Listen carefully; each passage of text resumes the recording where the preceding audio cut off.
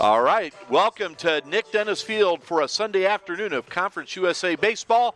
The visiting Bearcats of Sam Houston taking on the home team, the Western Kentucky University Hilltoppers. Welcome to the facility, affectionately known as the Nick. Mike Cleth, along with my colleague Jim Pickens. And Jim, it has been an interesting weekend so far. Our third and closing game of this series, in a series so far dominated by the Hilltoppers, especially from the pitching side. Yes, and Mike, that's how it's been all year. This Hilltopper team has a 2.59 ERA for the season, and that's second nationally to Texas. So I don't care who you're playing, if you've got a 2.59 ERA against Conference USA and competition and pre-conference competition, you're doing something right on the mound. Well, and Jim, we're looking at the pitching. As you mentioned, Jack Bennett got things going starting on Friday, and then yesterday, Drew Whalen. And the big theme is strikeouts, strikeouts, and more strikeouts. That's right, and Sam Houston has been prone to that this year. They lead Conference USA in strikeouts from an offensive standpoint. So it's very good that WKU is playing on that. In other words, they realize they swing at some bad pitches, and, you know, that's the Hilltopper pitchers have set them up very well. Well, we've got so much to talk about as the Hilltoppers playing for the 21st time this season at Nick Dennis Field. And, Jim, they've won their previous 20 games here, undefeated. Yep. A program record, and going for number 21 today, Mike. All right, we're going to have the national anthem in a moment. We will go to break here in just a moment. We come back to the start of the game. You are watching Conference USA Baseball on ESPN+. We will be right back. All right, welcome back to Nick Dennis Field. You're looking at the starting pitcher today for the Hilltoppers, Dawson Hall. Jim, you see the numbers that are posted there, and like about every WKU pitcher, those numbers are outstanding. Dawson has just had a tremendous season, Mike. You know, he uses his strengths. He cuts the corners on both sides and mixes it up and down a little bit too. He's not an overpowering pitcher, but he's a pitcher. He knows the craft, and he knows how to get hitters out, and that's proven by those numbers that he's put on the board so far this season. Well, and again, we're moments away from starting the third and final game of this series, and Jim, we'll get into this. As far as the visiting team today, the Bearcats of Sam Houston, you and I have been around sports for a long time, and this is an example right now of two teams, one playing with a lot of confidence, and the other team just needing to do something to gain some confidence in the Bearcats. Yes, and WKU needs to be wary of that today, Mike, because this is a hungry Bearcat team looking for a victory, and they're going to give it their best effort.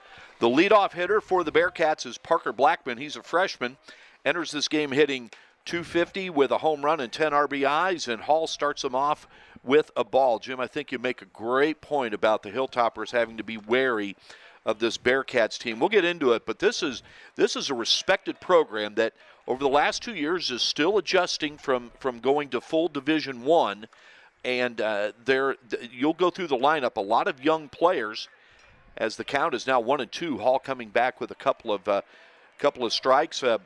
Dawson Hall, Jim, a lot of people in the Bowling Green community familiar with him, as that one's fouled back, as he was a terrific student athlete for the Purples of Bowling Green High School. Yes, and it's always great to have that local talent on your team when you can. You can't always do that, of course. You're looking for that elite type of player to recruit, but Dawson's one of them. And Hall, continuing the theme from the previous 2 days, gets the strikeout of Blackman. Here's a stat for you, Jim, as we see a replay of the strikeout. Yesterday, the first 2 games of the series, the Bearcats have been shut out. First time that's happened since 2006. And on the other end, WKU posting shutouts back-to-back. First time they've done that, Jim, since 1999. Yeah, it's amazing what they've done so far with this pitching staff. And it's not just the starting pitchers, Mike. This is one of the best relief corps in the entire country. And so if you don't get the starters early, you're in trouble because the toppers will nail it down late. You're looking at Blake Brown, the second batter in the order, as he has a 2-0 count right now. And I'll tell you, the young man in this series, you mentioned relief pitching. Friday night, Lucas Hartman came in. boy, he was throwing that ball hard. Yeah, they've got a couple of guys who can shut you down, and they've got a couple of really good strikeout guys. He's one of them out of that bullpen, and it's good to have that in the back end of the pitching staff. The weather, so far it's dry, but it is a factor, Jim. The wind is definitely in play today. Yeah, the wind has been a factor all weekend, and routine pop-ups have been adventures for both teams at times, and we'll just have to keep an eye on it. It started out, the wind was blowing right to left, and it looks like it's blowing in a little bit now. So it's just a changing, swirling wind. Well, that's something the Bearcats have done in this series. That is get runners on base, courtesy the bases on balls as Brown draws a walk, and that brings up the hottest hitter as Brown takes the bases on balls. The next hitter is the hottest hitter in the Bearcats lineup.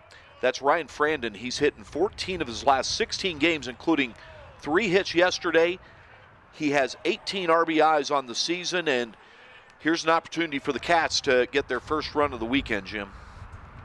Yeah, he's a really good quality left-handed hitter, Mike, and yeah, they're looking just for any kind of momentum. They've been leaving runners on base all weekend. I think they left the bases loaded 3 times yesterday, and I mean that they're getting runners on, but they're just not getting the clutch hit so far. And to tell you about the youth of this Cats team, their first 4 hitters in the lineup, Jim, freshman, sophomore. Yeah, they're building from the ground up. You can tell, and they're about 2 years from now. You'll look up and they'll be very good. That pitch is called strike, and it's 2-1. The 2 head coaches for the Bearcats is Jay Sirianni, and for the Hilltoppers, it's Mark Reardon. And we get a minute, we will tell you how far back they go, Jim. It's an interesting story. They both have a lot of respect for each other. And they checked at third to see if he went around. They said that he did not, so it's a 3-1 count. They both have strong ties to the state of Iowa. Yeah. Our home plate umpire heard some chirping from the Hilltopper dugout, and he wants to put an end to that real quick. Yep. He didn't wait. He wants to set the tone early. That one's a called strike, so it's a full count. As people in the Bowling Green community know, Mark Reardon was a very successful coach prior to coming to WKU at Iowa Western Community College. It's based in Council Bluffs, Iowa. Jay Sirianni is a native of Indianola, Iowa, and his dad was the longtime athletic director and baseball coach at Simpson College, which is in Indianola. By the way, those 2 communities, Indianola and Council Bluffs, are about 145 miles apart. After Jay Sirianni, I'll finish this after this pitch, Jim. Swing and a miss on a good fastball by Hall, and that's the second out of the inning. Nothing like some quality heat by Dawson Hall, Jim. Yeah, he came back and just reared back and threw it by him on that last pitch. Again, the trend continues for Sam Houston with strikeouts, Mike. That'll bring up the cleanup hitter, Addison Smith. Jay Sirianni started his playing career as a college baseball player at Texas A&M before transferring to Nebraska, where he graduated from. After his freshman year at Texas A&M, Jim, the summer league that he played on, that one's bunted foul. Guess who his head coach was? Mark Reardon. Yep. That's right. So they go way back. Yeah, I tell you, these baseball coaches, it's like a family bond, yep. Mike, all over the country, really. They bounce around, from assistant coach to head coach, sometimes back to an assistant. They're in a lot of places, and they meet a lot of people, and it's a really nice bond they have. The count is 0-1 on Addison Smith, who that ball gets away, a pickoff attempt, and down to second goes Blake Brown. So the Cats have a runner in scoring position, and that throw just got away. The first baseman for WKU is Kyle Hayes, who we'll get into this a little bit later, but Hayes has been getting it done offensively this weekend. Yeah, he's swinging a good bat. As Hall throws that one inside, it's a 1-1 count. And Jim, one of my highlights that I've seen early in this baseball career, I mentioned Mark Reardon. And for anyone that doesn't know, my broadcast partner, Jim Pickens, working the game with me today, his dad is a former head baseball coach at WKU. And listening to Coach Reardon meet you and visit with you, and get the background on your dad at a game we worked earlier this year. That was a memory that will stay with me for a long time, Jim. And I know it probably meant a lot to you. It really meant a lot to me. He's Coach Reardon is all in when it comes to Hilltopper baseball and its history, and that was a very gratifying moment for me and by extension my family, because there was a lot of blood, sweat, and tears back in the 60s and 70s when my dad was trying to build this program up, and it's great that he recognized that. We have a 2-2 count on Addison Smith. The Cats have a runner at second. That one's fouled out of play. Again, the first 2 games of this series, the Hilltoppers won the opener on Friday night 6-0. Then they won the second game of the series yesterday 9-0. In the 2 games in which the Hilltoppers pitchers have thrown shutouts, they've struck out 26 batters. Yeah. They've added that total today, Jim. Yeah, it's gotten them out of a lot of trouble too, Mike. That one's lined to left, and coming in to play it right there, the left fielder, is Joe Ciervo. And that'll do it for the top of the first inning. No runs for the Cats. And WKU will come to bat, trying to score first in this ballgame. You are watching and listening to Conference USA Baseball on ESPN+. Welcome back to Nick Dennis Field. Mike Cleff and Jim Pickens getting ready to start the bottom of the first inning. And, Jim, there's a good look at the Bearcats starting pitcher today, Garrett Bauman, his second start of the season. Yep. Garrett enters this game 1-0, which is good, but other numbers not so good. He's got a 6.65 ERA. He's thrown 21 2/3 innings, Mike, giving up 26 hits, 18 runs, 16 earned runs with 10 strikeouts and 10 walks. So it's been a little bit of a roller coaster start for him on the mound, but he does have a victory, and we'll see what happens. See how these Hilltoppers react to Garrett Bauman.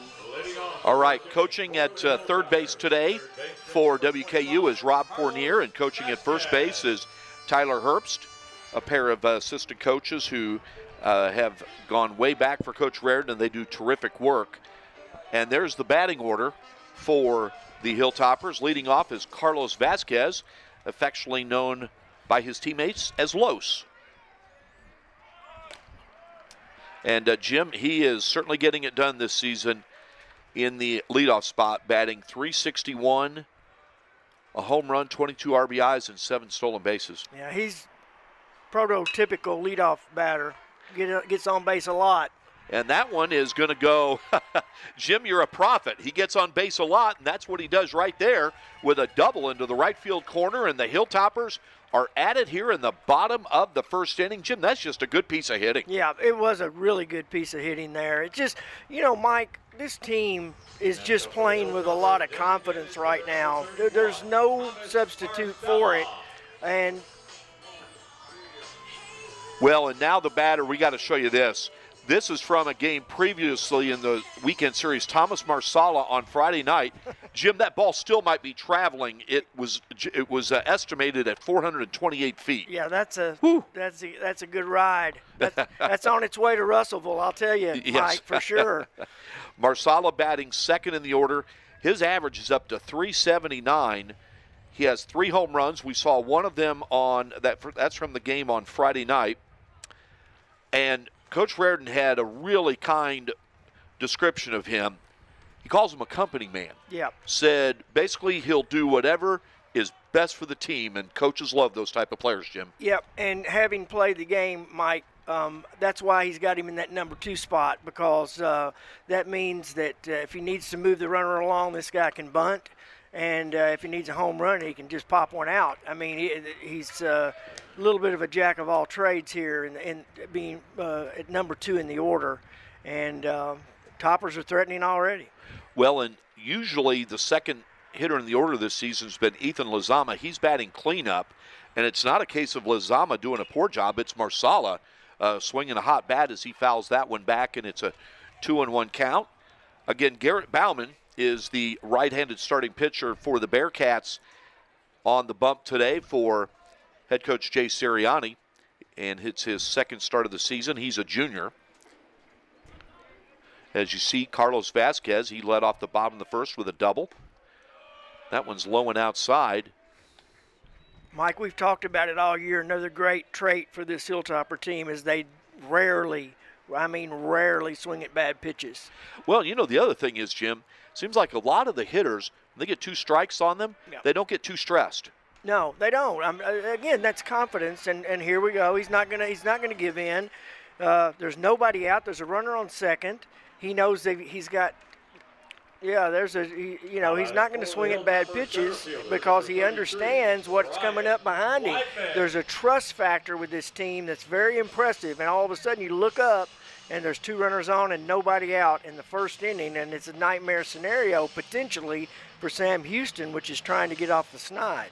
And Marsala draws that walk, and as you mentioned, the Hilltoppers in business here in the bottom of the first inning, and Ryan Weidman comes to the plate, and Jim, for about the last month, he's done everything for the Hilltoppers except sell hot dogs and popcorn. Yeah, he's a tremendous player. He's a 5-tool player, and the Major League Scouts have noticed. I know they had some out here yesterday looking at him, and wouldn't be surprised to see others out here watching him today. He's the complete baseball player at the collegiate level. He leads the Hilltoppers with 6 home runs.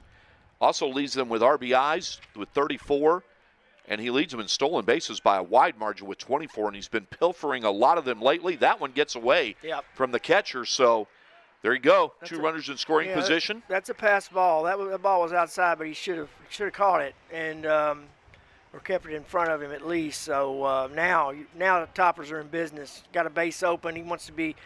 Weidman wants to be smart here because they probably are not going to give him anything real good to hit with the base open, Mike. The Bearcats starting catcher is Ty Marthel-Johnny as Bauman. That one's ripped down the left field line. That's a fair ball. Yeah. Great hitting by Weidman, and that's going to score a pair. Vasquez and also Marsala. Boom, Jim. Yep. It's 2-0 Hilltoppers, and we're still in the bottom first inning, and still nobody out. Yeah, just a really good piece of hitting. I don't think he would have swung at anything off the plate. He's just got such great discipline, but he got it over the plate on the inside corner, and Weidman ripped it down the third base line. And do not count out the fact that Weidman will be looking to take third here very quickly. Yep. 24 stolen bases out of 29 attempts. He leads Conference USA in stolen bases. Again, Jim, he is a 5-tool player. He is. He's got everything you'd want. There's a great example too. He's bothersome. They realize that, Mike. They look at the scouting reports just like we do, and he's got the pitcher already thinking about the fact that he might take third. Ethan Lizama, the cleanup hitter, and the count on him as he takes a pitch there. It's a ball. As I mentioned, he had been hitting second in the order for most of the season.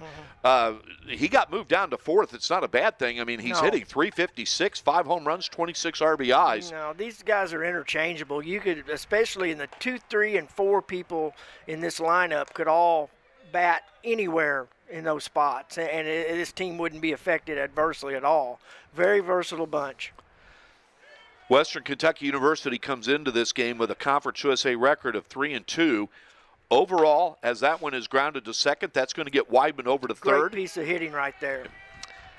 This team, Mike, there's a great example. It's a ground out, and in the box score it says 0 for 1, but look what he did to help his team. He moved his teammate into scoring position, and now there's a number of ways here with 1 out that Weidman can score. So that's just good team baseball. Well, and the good team baseball, Jim, results in a hot hitter coming up with an RBI chance in Kyle Hayes. He had an RBI double yesterday, went 3 for 4 in the game yesterday. The coaching staff's really been impressed with the way Hayes has been swinging the bat. And it's just a very formidable lineup, up and down this lineup. There are no easy outs. This should tell you something, Jim. The infield is playing in a 2-0 game in the first inning, and that one's deep to left. That's trouble. That ball is out of here, Mike. There you go. Well said, Jim, and very true. A 2-run homer for Kevin Hayes, and it is 4-0 Hilltoppers on Kyle Hayes' third home run of the season. Oh, Kyle Hayes ripped that. That thing got out of here in a hurry, Jim. This is a big ballpark, Mike, and he really ripped that ball, got all of it for sure, and he's put the Hilltoppers up 4-0. And this is just like a well-oiled machine right now, Mike. Jim, I thought you made a great point about the confidence level on both teams in opposite directions. Yep. You said WKU has to be wary, Yeah. and the best way to put that wariness aside is to jump on them early, just like what's happened here. Let me say, Howard. now they get Oh, you Howard. love this guy, Jim. I mentioned to him earlier to you, Mike.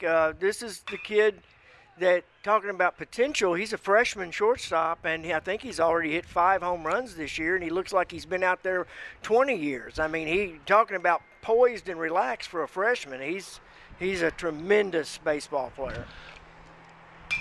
Reed Howard, it was known when he came into this program, he's a freshman, defensively he was ready, but they thought it would take some time for his offense to catch up. Well, Jimmy started the year hitting 9th in the order. He's now up to 6th, and you mentioned the 5 home runs. And his batting average, which in the early part of the season was below 200, is now at 325. This is another guy, he's another 5-tool player. Yeah, he's another guy that's destined to be drafted one day if he stays healthy and keeps working like he works now. He's a tremendous athlete. And Ferdinand, Indiana product, Mike. Forest Park High School, I believe, and he's tremendous.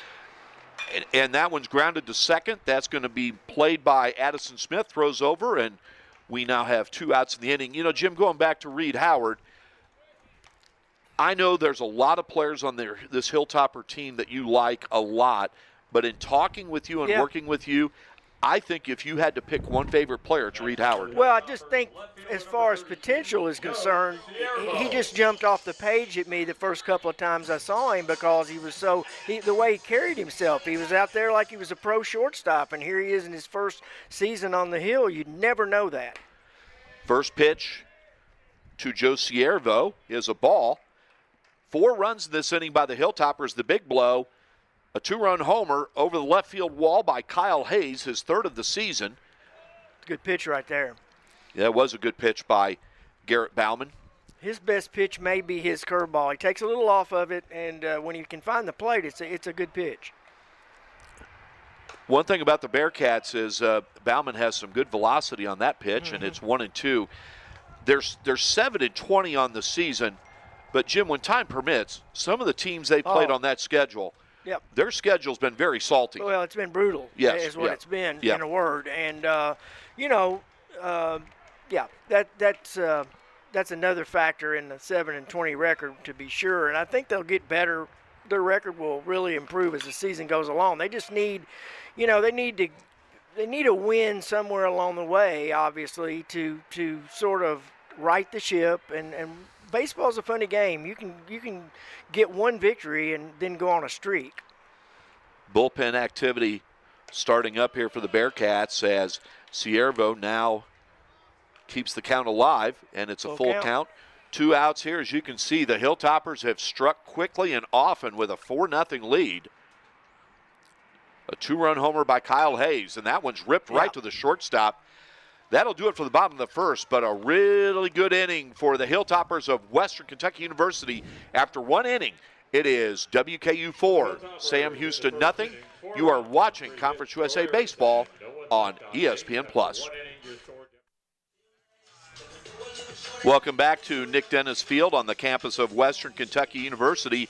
We're about ready to start the top of the second inning, and the Hilltoppers of WKU off to another great start, scoring 4 runs in the bottom of the first inning, and they currently have that 4-0 lead as we are about to start the top of the second. And Jim, we've seen this from the Hilltoppers a lot this season, haven't we? Yeah, we have. And, Mike, you wouldn't believe what that does for a pitcher to go back out there in the second inning, right, and have a 4-run cushion. All of a sudden, you're really loose, and you're not worried about getting a runner on base here or there. You can just be yourself and be a pitcher like you're taught and trained to be. One thing I do want to ask you, Jim, and it's been well documented, is the count on the batter to lead off the top of the second for the Bearcats. This is Hunter Autry. Jim, the Hilltoppers come into this game having won every one of their home games this season. They're 20-0. First time that's ever happened in program history. Jim, Yeah. do you know how hard? I mean, that is impressive. Isn't even a strong enough word for it. No, it's not. I was actually talking to Randy Lee, who's doing radio today, and I was pointing out that there are College World Series championship teams that don't do that. Okay, I mean, I don't care what kind of schedule you have. As we had a strikeout to open the inning, another strikeout.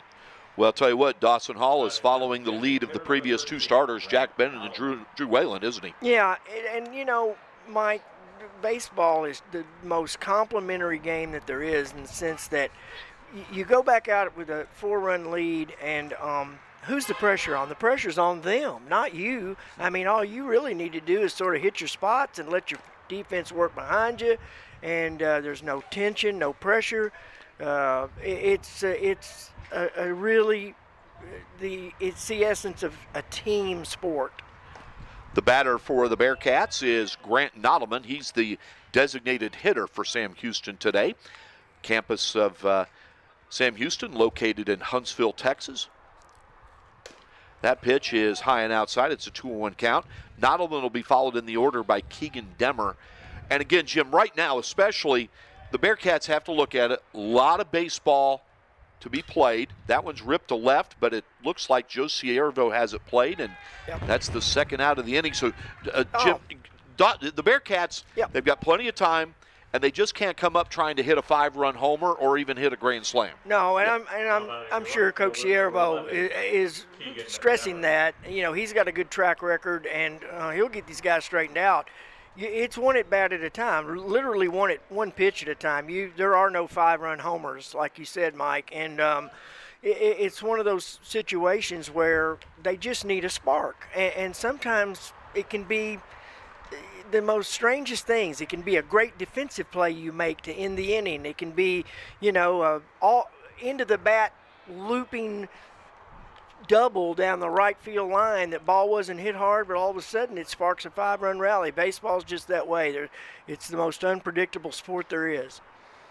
Well said, Jim, as Keegan Demmer now has a 1-2 count. And two factors playing into this. The Bearcats have had trouble making contact at the plate this season, and WKU's taken advantage of that, coming into this game with 26 strikeouts, and Dawson Hall almost added another strikeout right there. He wanted it too. That was a really good pitch. Might have been a little low, but yeah, it's one of those things where you see your fellow pitchers strike out 10 the day before or whatever. You said, I'm going to go out there and do it.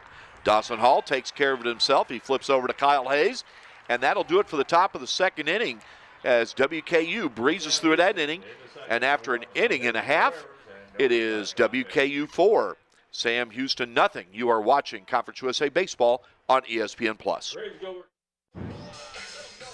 Welcome back to Nick Dennis Field. Mike Cleff and Jim Pickens. And we're about ready to begin the bottom of the second. That's Garrett Bauman, who's going to try to improve in the bottom of the second after giving up 4 runs in the bottom of the first. Jim, that's the most runs that the Bearcats have given up in the first inning of any game this year, and this is game number 28 for them. Well, that's interesting. That actually surprises me to learn that, but that's what 2 doubles and a home run will do for you. Hilltoppers just have their hitting shoes on early.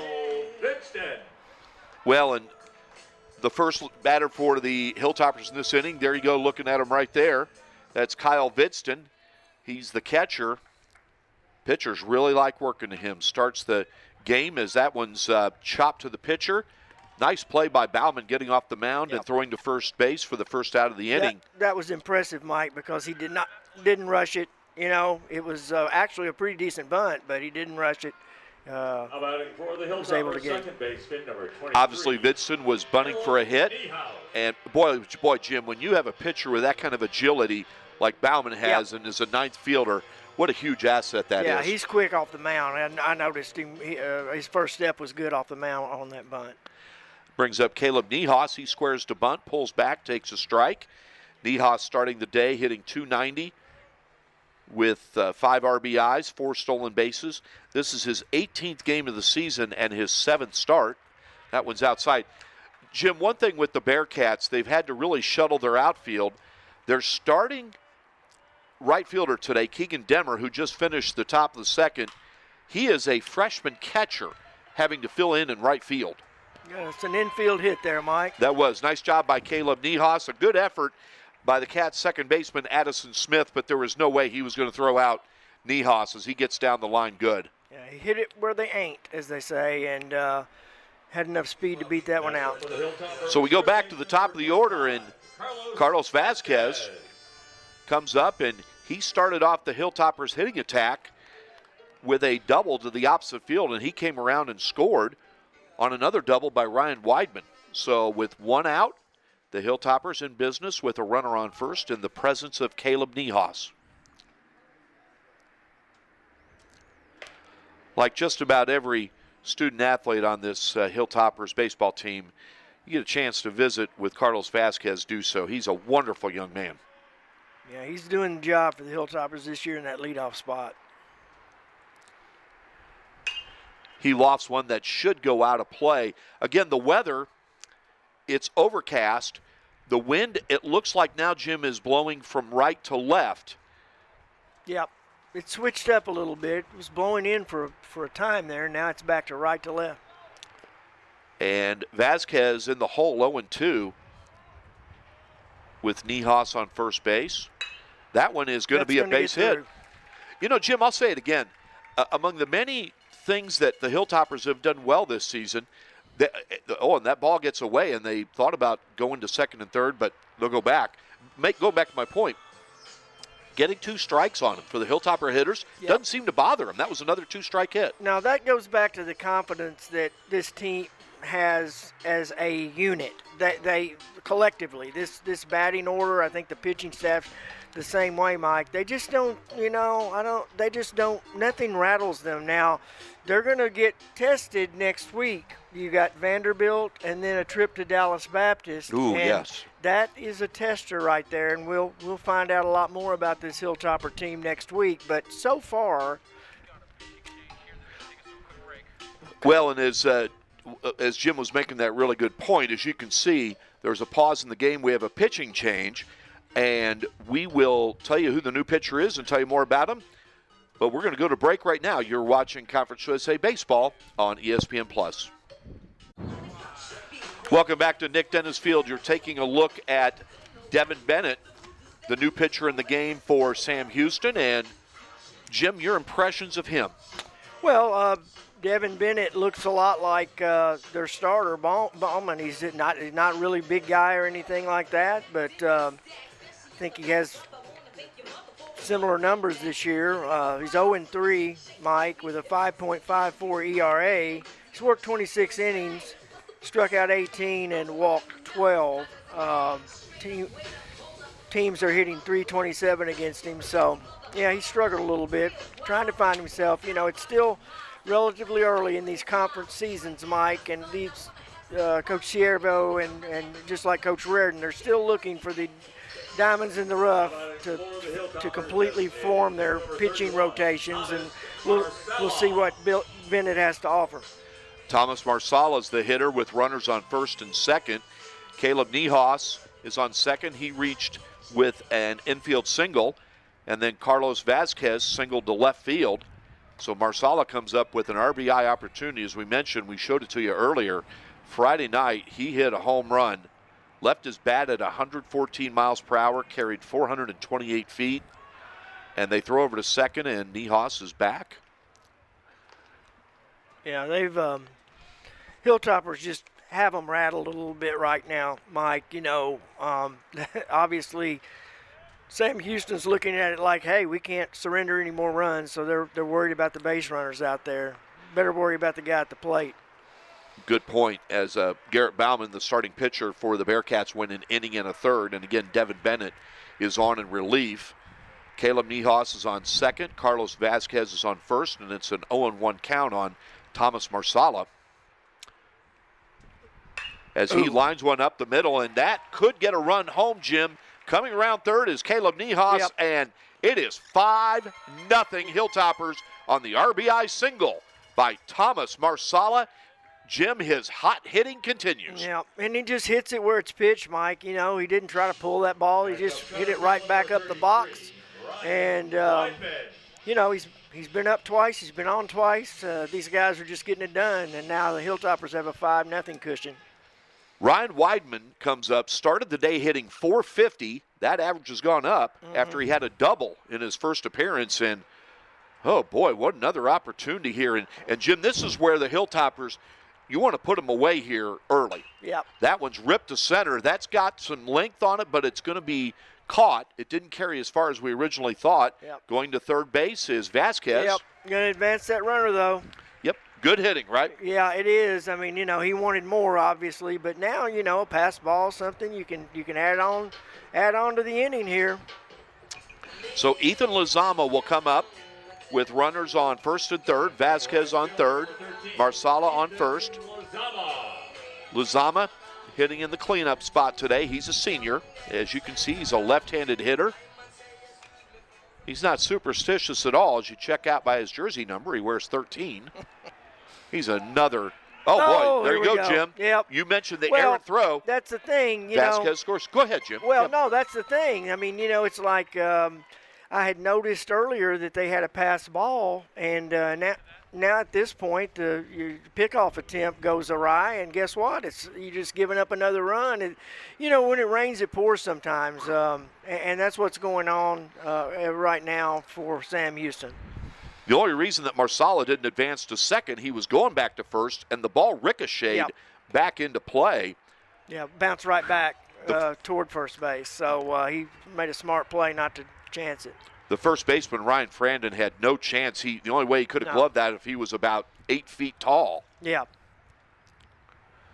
That's low and inside. It's a 2-0 count. So it's 6-0 now as the Hilltoppers have scored their runs on an RBI single by Thomas Marsala. He's still on first base. And a throwing error by the pitcher, Devin Bennett. That one's going to go out of play. Yeah, they, you know, you mentioned it earlier about swinging it with confidence, and I followed up on that, but that's what this team's doing. I mean, they're just going to make you throw it over that plate. And if you throw it over that plate, good luck, because these bats are on fire right now. A 2-1 count, and Jim, you mentioned the wild pitch, the pass ball, errant throw, and now you got another runner in scoring position as Marsala advances to second base. Yeah, I want to make a point about that because I think right now Sam Houston is trying to do too much. They're trying to keep themselves in the game, but they're making mistakes that a team behind 6-0 and on a losing streak will do. And I think they're a better team than this, but I think they're just trying to make it up too quickly. Good play by the shortstop. He had to deal with the umpire getting out of the way. Yeah, good scoop by the first baseman there too. But after the bottom of the second, as that out puts an end to it, another good inning for the Hilltoppers. 2 runs, and after 2 innings, it's 6-0 WKU over Sam Houston. You're watching Conference USA Baseball on ESPN+. Welcome back to Nick Dennis Field. Mike Cleff and Jim Pickens bringing you Conference USA Baseball on ESPN+. We're moments away from starting the top of the third, and Jim, WKU, Western Kentucky University, could not have asked for a better start as they currently have a 6-0 lead. No, it's a continuum of what's happened all weekend, Mike. They entered this game having outscored Sam Houston 15-0 in the first 2 games, and added 6 on today. So, you know, it's just a team playing with a lot of confidence against another team that's struggling with confidence. You got a good look there at Dawson Hall in his 3rd inning of work. He has a 1-1 count on the Bearcats hitter, who is Ty Marthaljani, and that's going to drop for a base hit. So good hitting there by the Bearcats catcher and a leadoff single. Yeah. And you mentioned it, Jim, the previous inning. They were trying to do too much. You said, in a way, you're saying they're pressing. Yeah. Well, it's just one positive play at a time, and there's a great example for the Cats right there. Yeah, you know, all of a sudden you go to the top of the 3rd inning, and they get their leadoff guy on, and it takes the 8th place hitter to do it. That's baseball. It's just crazy. It just, you cannot, it's hard to predict when the tide will turn.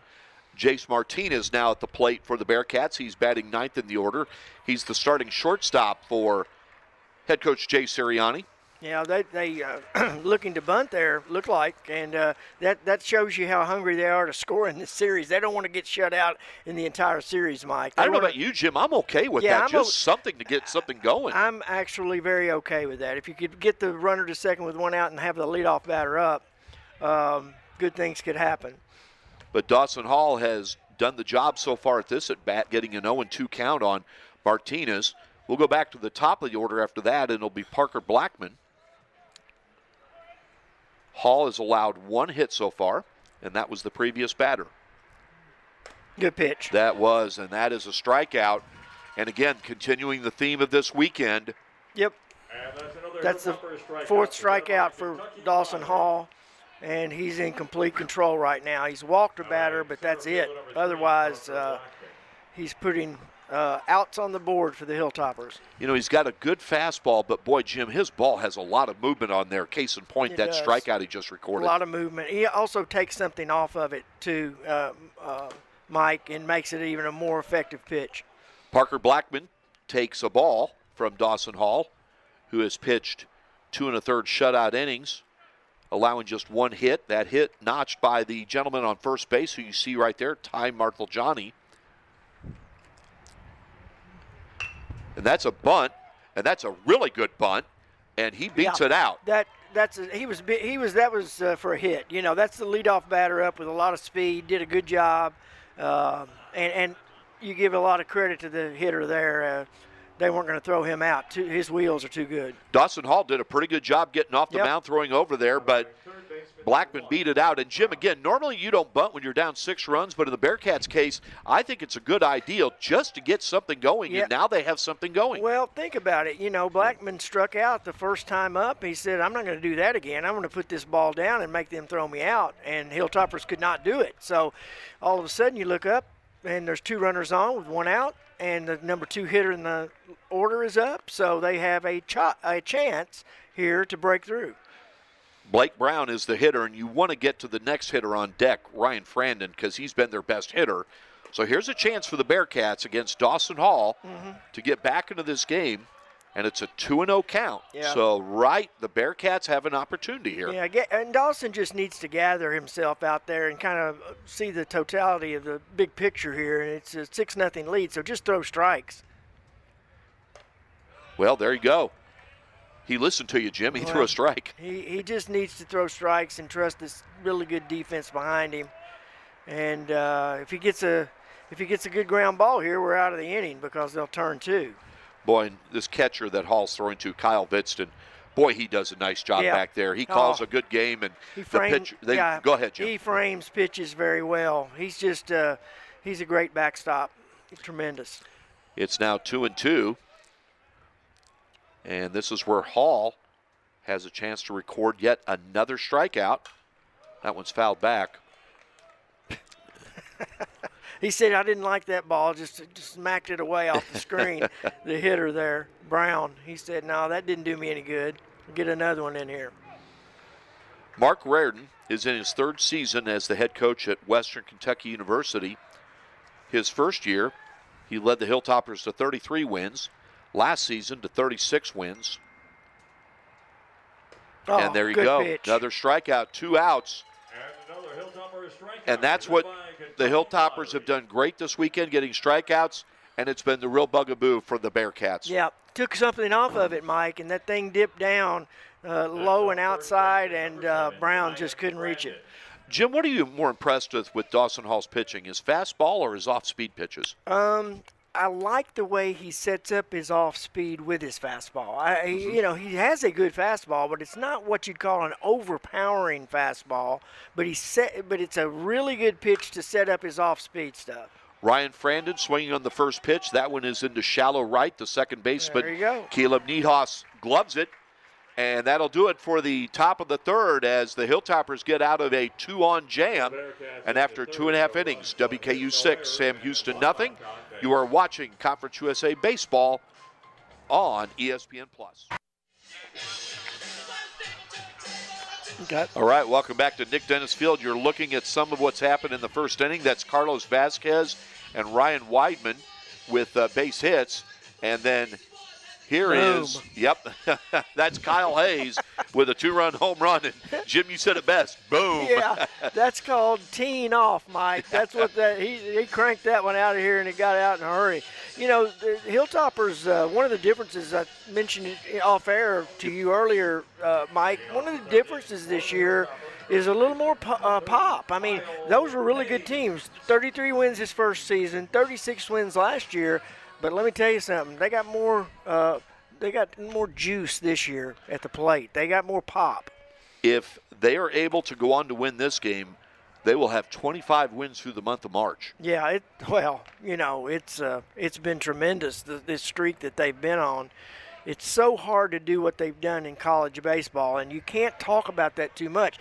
They've played 20 games on this field. Just think about that, preparing the field, getting the dugouts cleaned out, and, you know, selling the tickets and blah, blah, blah. 20 times they've stepped on this field, and they have not lost yet. That is very difficult to do at any level, particularly in college baseball, where one opposing pitcher can come in and shut you out 1-0, and that happens all the time, and they have not allowed that.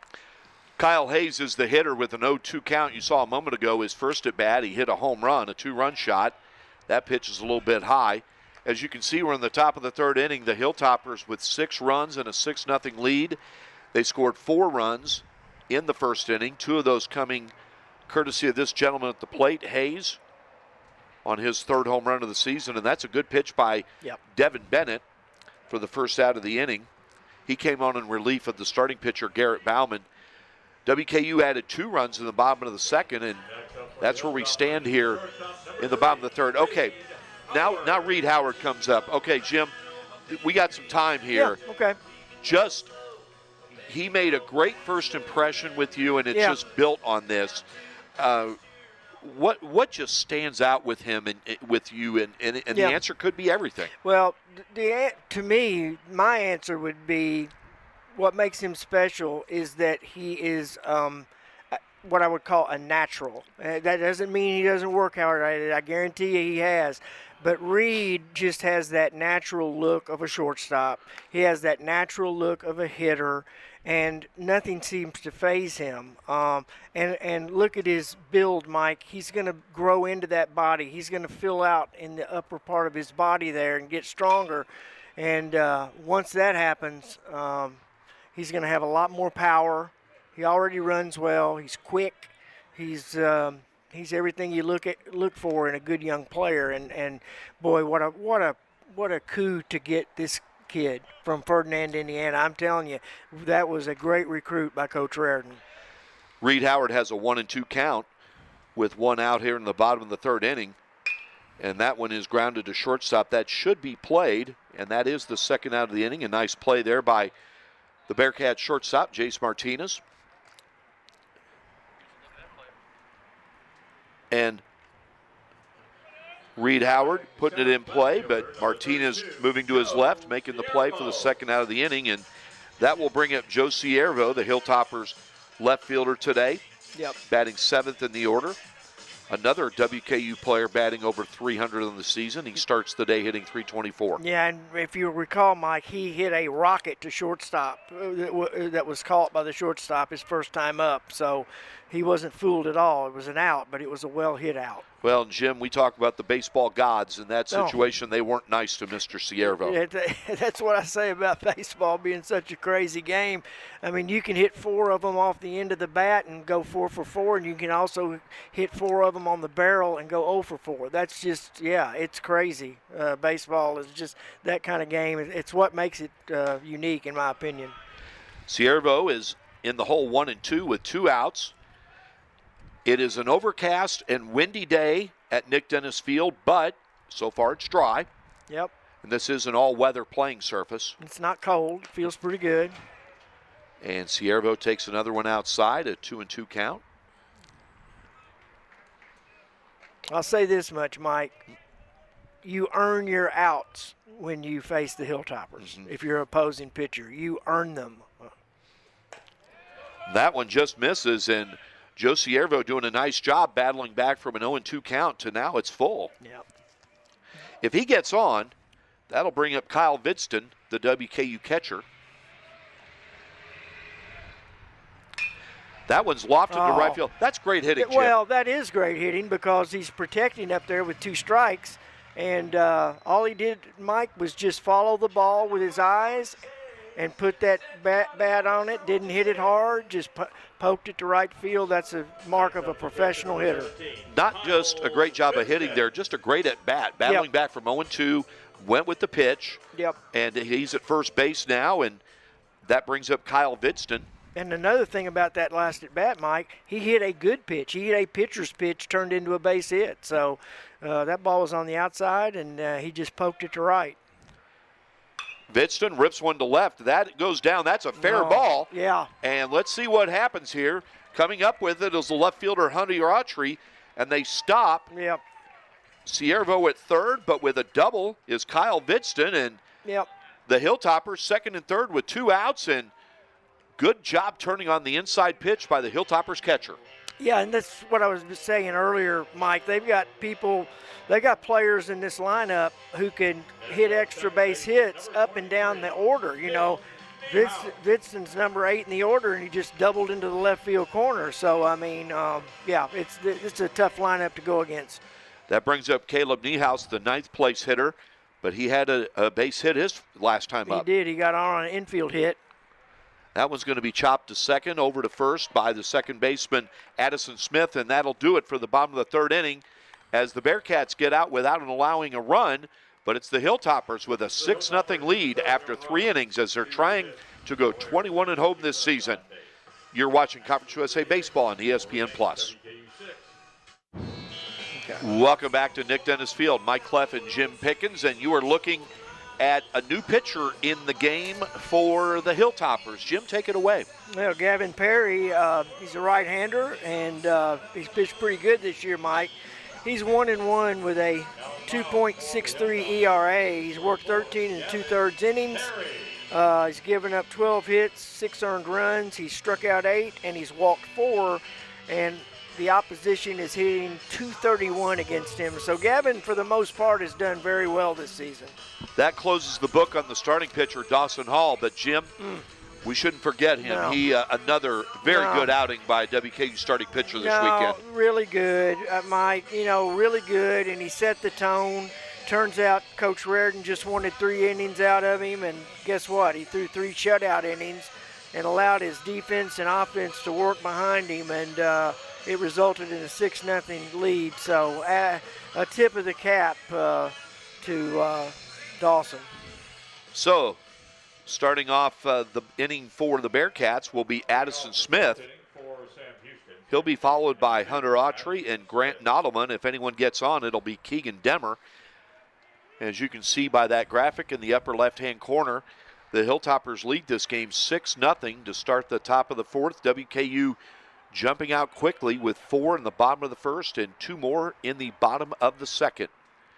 And the Bearcats, that one's chopped off the plate. Reed Howard, you know what, Jim? That's a smart play by Reed Howard. He would not have thrown him out, and that's an infield single for Addison Smith. That's a turf hit right there, Mike. And Reed recognized that and didn't throw it onto University Boulevard and just ate that one, and so what? Okay, it's 6-0. Again, that's smart baseball because you don't advance the runner. You give up an infield hit.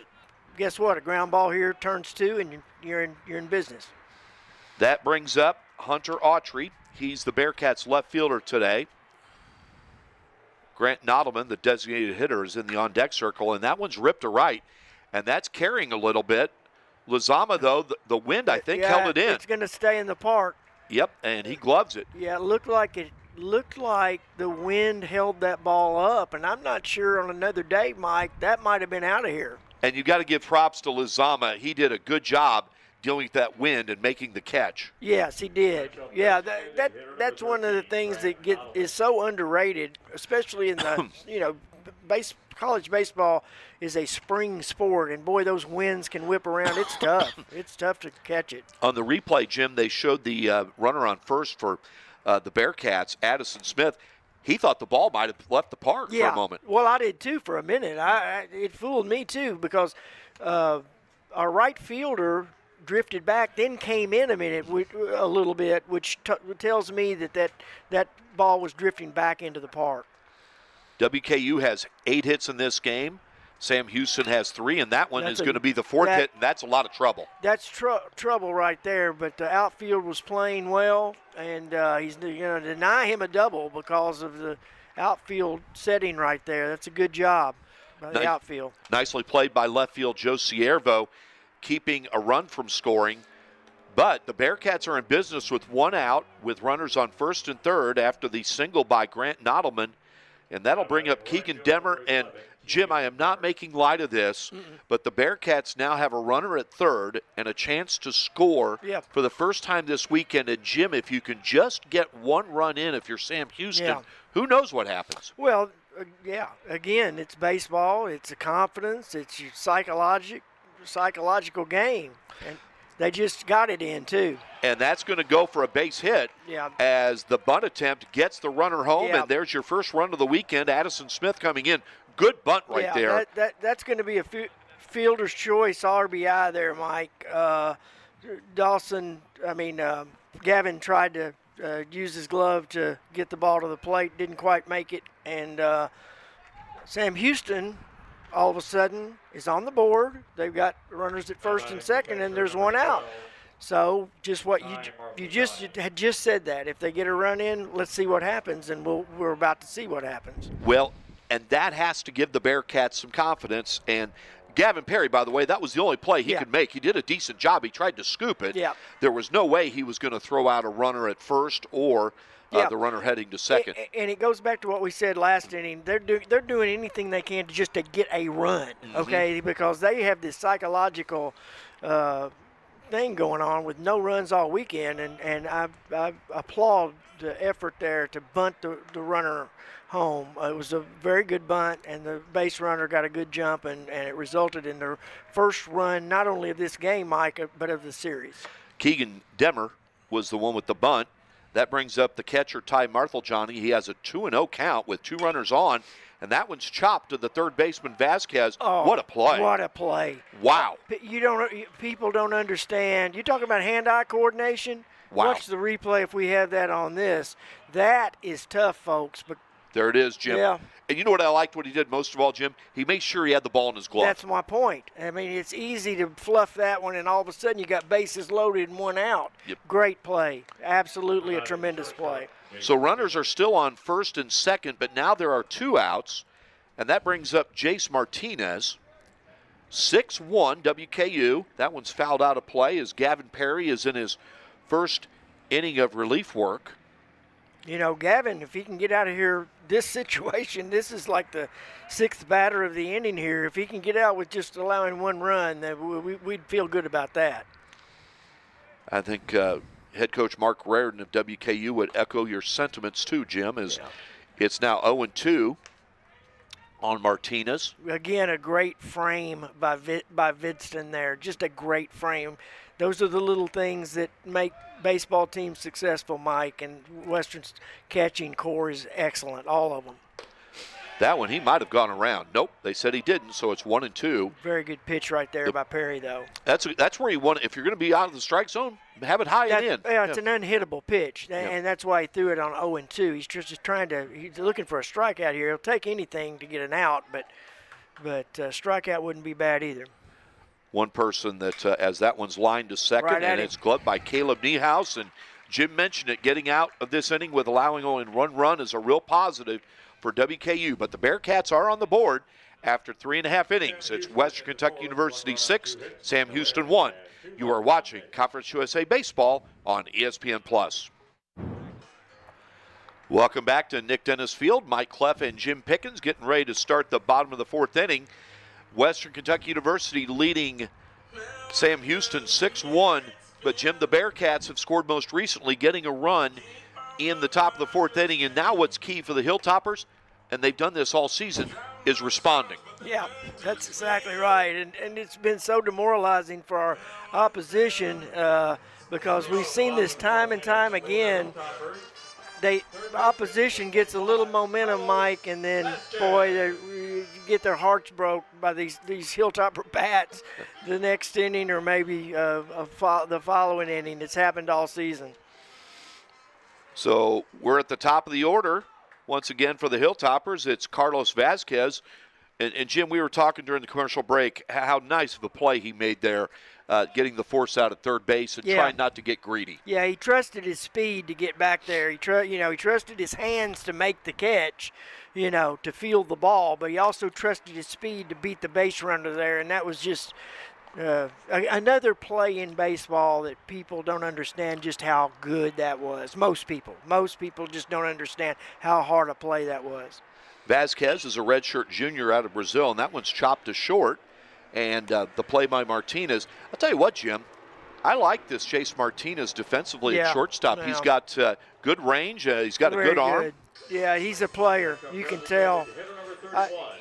Mike, there are little things you look for when you're a fan or a coach or a scout in particular. Yes. He sprints to his position no matter they may be down 6-0, 19-0, whatever. He sprints to his position every time he's ready to play. He's always ready to play. Like a lot of the Cats, a young player. He's a sophomore as Thomas Marsala takes a ball. You can. There's a lot of ways you can set examples for your teammates, and that's one of them. And that's sprint to your position, and it gives everybody the idea that hey, you're back out there and looking forward to playing.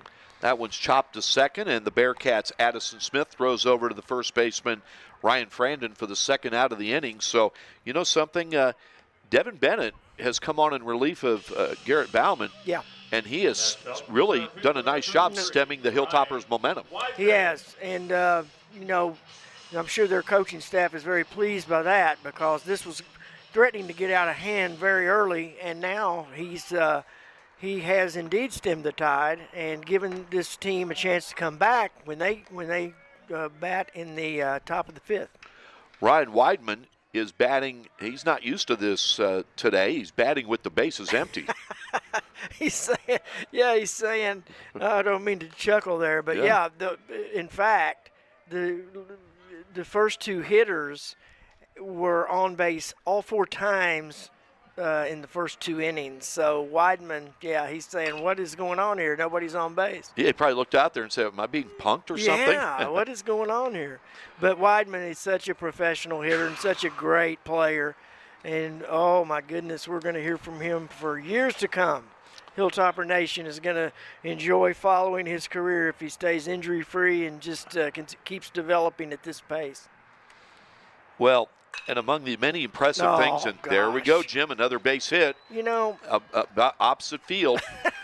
He's just got talent dripping off of him. That's a tough pitch to handle, and he just drills it to right field. And get ready, Jim.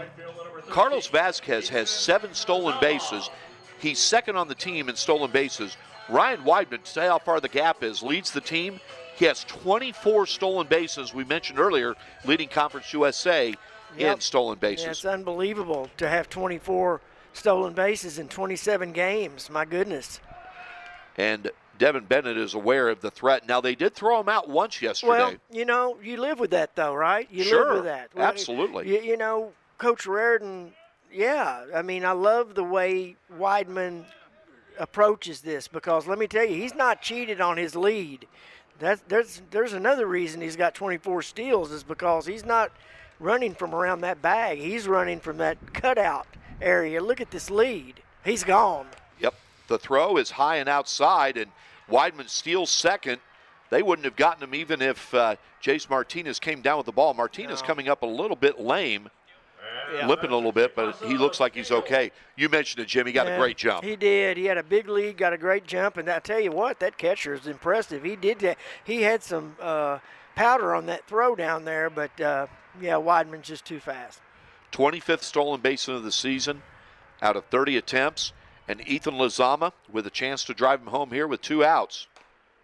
Good fastball by Devin Bennett. Yeah, and again, Mike, going back to Coach Reardon, that's really solid fundamental baseball there. You've got a 2-out situation. You want to get that runner in scoring position with your cleanup hitter up, and they were able to do that. One thing about Mark Reardon, if you're a member of the media and you're covering a game involving Western Kentucky University, make sure you interview him, because believe me, it will be time well spent. He is on the all-interview team of college baseball head coaches throughout the country. He's dynamite. He's on the first team. He's dynamite. Yeah, he is fun to. He is. Tell you what, he'd be a fun guy just to go out with and hang out with for a night. I could talk baseball with him for hours.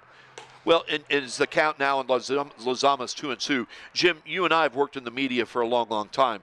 What I like about him, interviewing him, he listens to your questions. Oh. He does, and then he gives you very thoughtful and insightful and sometimes funny answers. Yeah, he's a good one. He's as good as they come, really. That one's ripped to center. That's got a chance to get down. Me. Oh, boy. That is gone. Oh, that is goodness. Absolutely gone. Wait a minute. Yeah, home run. Lozama was the only one who didn't think it was out.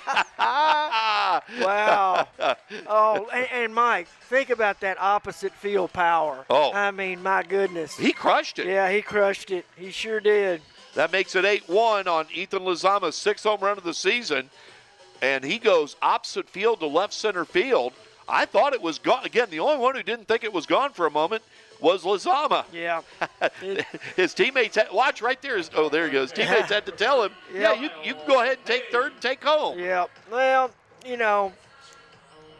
Hilltoppers again, we were speaking the praises of Bennett here, and then all of a sudden, boy, they can strike quick. Weidman with a great single to right, too, on a good pitch. And a stolen base. Steals second, and then Lozama an opposite field home run. My goodness, how good is this team? And that one goes down the left field line. We'll see if this. Okay.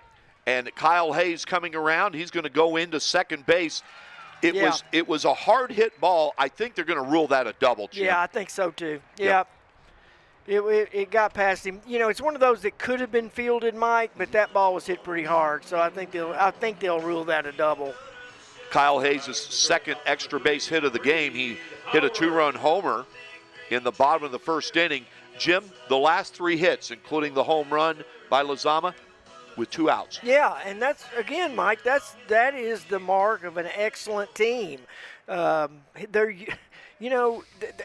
also the mark of a tough-minded team, because a lot of times if you don't have confidence and that ball skied to right out of play. Go ahead, Jim. You're making a point. If you're not playing with confidence and you don't have a whole lot of trust in your teammates, I'm just making this point. Uh-huh. You come up there with 2 outs and it's, well, gosh, can we get something going? But this team is never out of a big inning. Even with 2 outs, they can put a 7 spot on the board with 2 outs. I mean, that's how good this team is. Reed Howard with an 0-1 count. And Jim, remember, we talked at the start of this inning, it's now 0-2. The Bearcats get their first run of the series. We talked about WKU responding. Exactly. That's exactly what they've done here. And that's what great teams do. Good teams don't even do that sometimes, but great ones do. And the Hilltoppers have the makings of a great team. I think the home plate umpire was reminding Devin Bennett not to go to his mouth. That was a warning. Yeah. As Reed Howard has an 0-2 count. The impressive freshman shortstop for the Hilltoppers. And, wow, what a play. What a great play by Addison Smith for the Bearcats to end the bottom of the 4th inning. But it's another good inning for WKU. 2 runs on the home run by Ethan Lozama. After 4 innings, it's Western Kentucky University 8, Sam Houston 1. You are watching Conference USA Baseball on ESPN+. Welcome back to Nick Dennis Field as Gavin Perry is getting ready for his 2nd inning of work in relief. So far through 4 innings, it's pretty much been all Western Kentucky University. The Hilltoppers lead the Bearcats of Sam Houston by a score of 8-1. They have crushed a pair of 2-run homers. Kyle Hayes hitting one of them in the bottom of the 1st, and then Ethan Lozama hitting a 2-run shot in the bottom of the 4th. And Jim, once again, as WKU is trying to go a perfect 21-0 at home this season, the Hilltoppers shining in all facets of the game. Yeah, they really are. They really are, Mike. it's just a confidence thing. It's psychological, and when you're 24-3 on the season, you've won 20 straight at home. You're having fun out here. You can't wait to get to the ballpark, and they're playing like it. Parker Blackman is the leadoff hitter for the Bearcats. He bunted for a base hit his last time up. Jim, that is his 6th bunt base hit on the season. Yeah, I can see why. He's got really good wheels. I mean, he's got good speed, and bunting is an art, really kind of a lost art, Mike. If you think back, to when you and I were growing up, baseball was played, there was a lot more bunting. The game's not played like that as much anymore, although at the collegiate level and high school level you see more bunts. But still, it's somewhat of a lost art, and he's excellent at bunting the baseball. Perry has Blackman in the hole 0-2 to start the top of the 5th inning. And a good fastball by Perry gets yet another strikeout for Hilltoppers pitching. Yeah, that's the best pitch Perry's thrown in his inning plus thus far. That was his best pitch. It looks like he's finding his groove after struggling a little bit there in the 4th.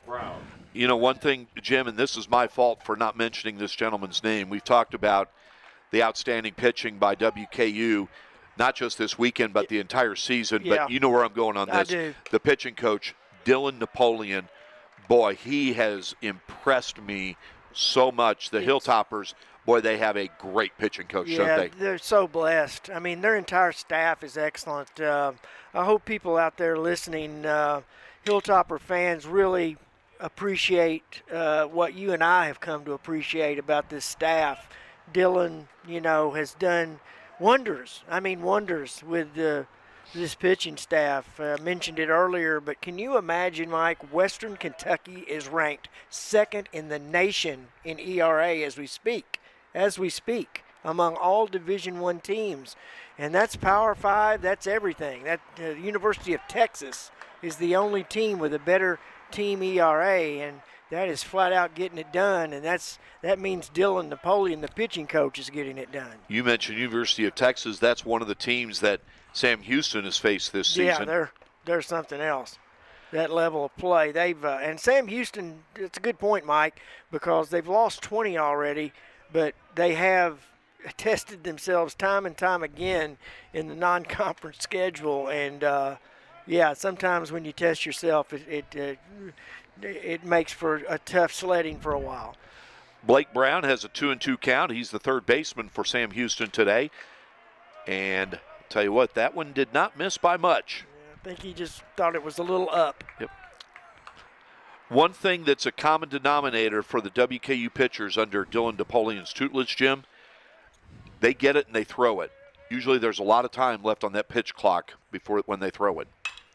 And I want to tell you something. That is great coaching, too, because I'm a firm believer that pitchers should work at a rapid pace, know what you're doing with it, and go. There's just a lot to be said for that philosophy, in my opinion. We're in the top of the 5th inning. WKU leading Sam Houston 8-1. Gavin Perry on in relief of the starting pitcher, Dawson Hall, who went the first 3 innings, all shutout innings. Sam Houston has scored their run in the top of the 4th inning. The Hilltoppers have scored 4 times in the first, twice in the second, and twice in the 4th. They've had numerous extra base hits, 2 of them home runs. Yeah, they're just hitting on all cylinders right now. That one's chopped, and that's going to bounce foul. The home runs provided by Kyle Hayes and Ethan Lizama. Hayes' 3rd home run of the season and Lizama's 6th of the season. Get a good look there at Blake Brown. He's a sophomore. Started the game hitting .263 with 14 RBIs.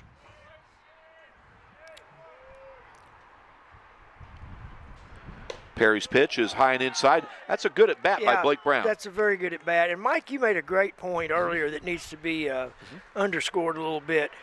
You can look, you and I have been around this game a long time, and you can look out there and you can see these guys are potentially really good players. They're just young. Very young. They're just really young, and you can tell that. And Yeah, like I mentioned earlier, in the early innings, I think I touched on this, but this team looks like it could be very good in a couple of years.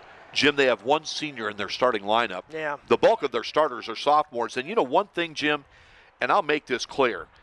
I respect this Bearcats team because through 4 1/3 innings, the effort is not lacking. They play hard. No, they play hard and they also play focused, and that means that they're staying true to what they're trying to get accomplished despite all these losses. Well, you just see it right there. Yep. Kyle Hayes playing great baseball for WKU. Yep.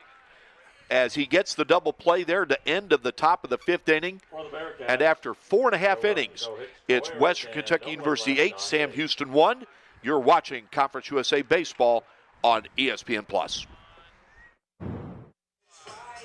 Welcome back to Nick Dennis Field. Mike Clef, Jim Pickens. You get a new and good look at the new pitcher in the game for the Bearcats. Jim, take it away. Okay, we've got a right-hander, Cole Marthaljani. Yes. Okay, and Cole comes in with a 2-1 record. Let me check here. He's the only pitcher on this staff with a winning record thus far this season, so he's doing something right for sure. And Jimmy knows his catcher very well. He does know his catcher. That's his twin, isn't it? Yes. Uh-huh. Well, I would like to see. Wouldn't you like to see the squabbles when they argue about the pitch call? Oh my goodness! At home, back at home, at the dorm. It'd be priceless, wouldn't it? Yeah. Cole has a 6.60 ERA. He's thrown 15 innings this season, Mike. 19 hits, 14 runs, 13 strikeouts, and 7 walks. So we're about ready to start the bottom of the 5th inning as Joe Ciervo will lead off. He'll be followed by Kyle Vidston and then Caleb Niehaus.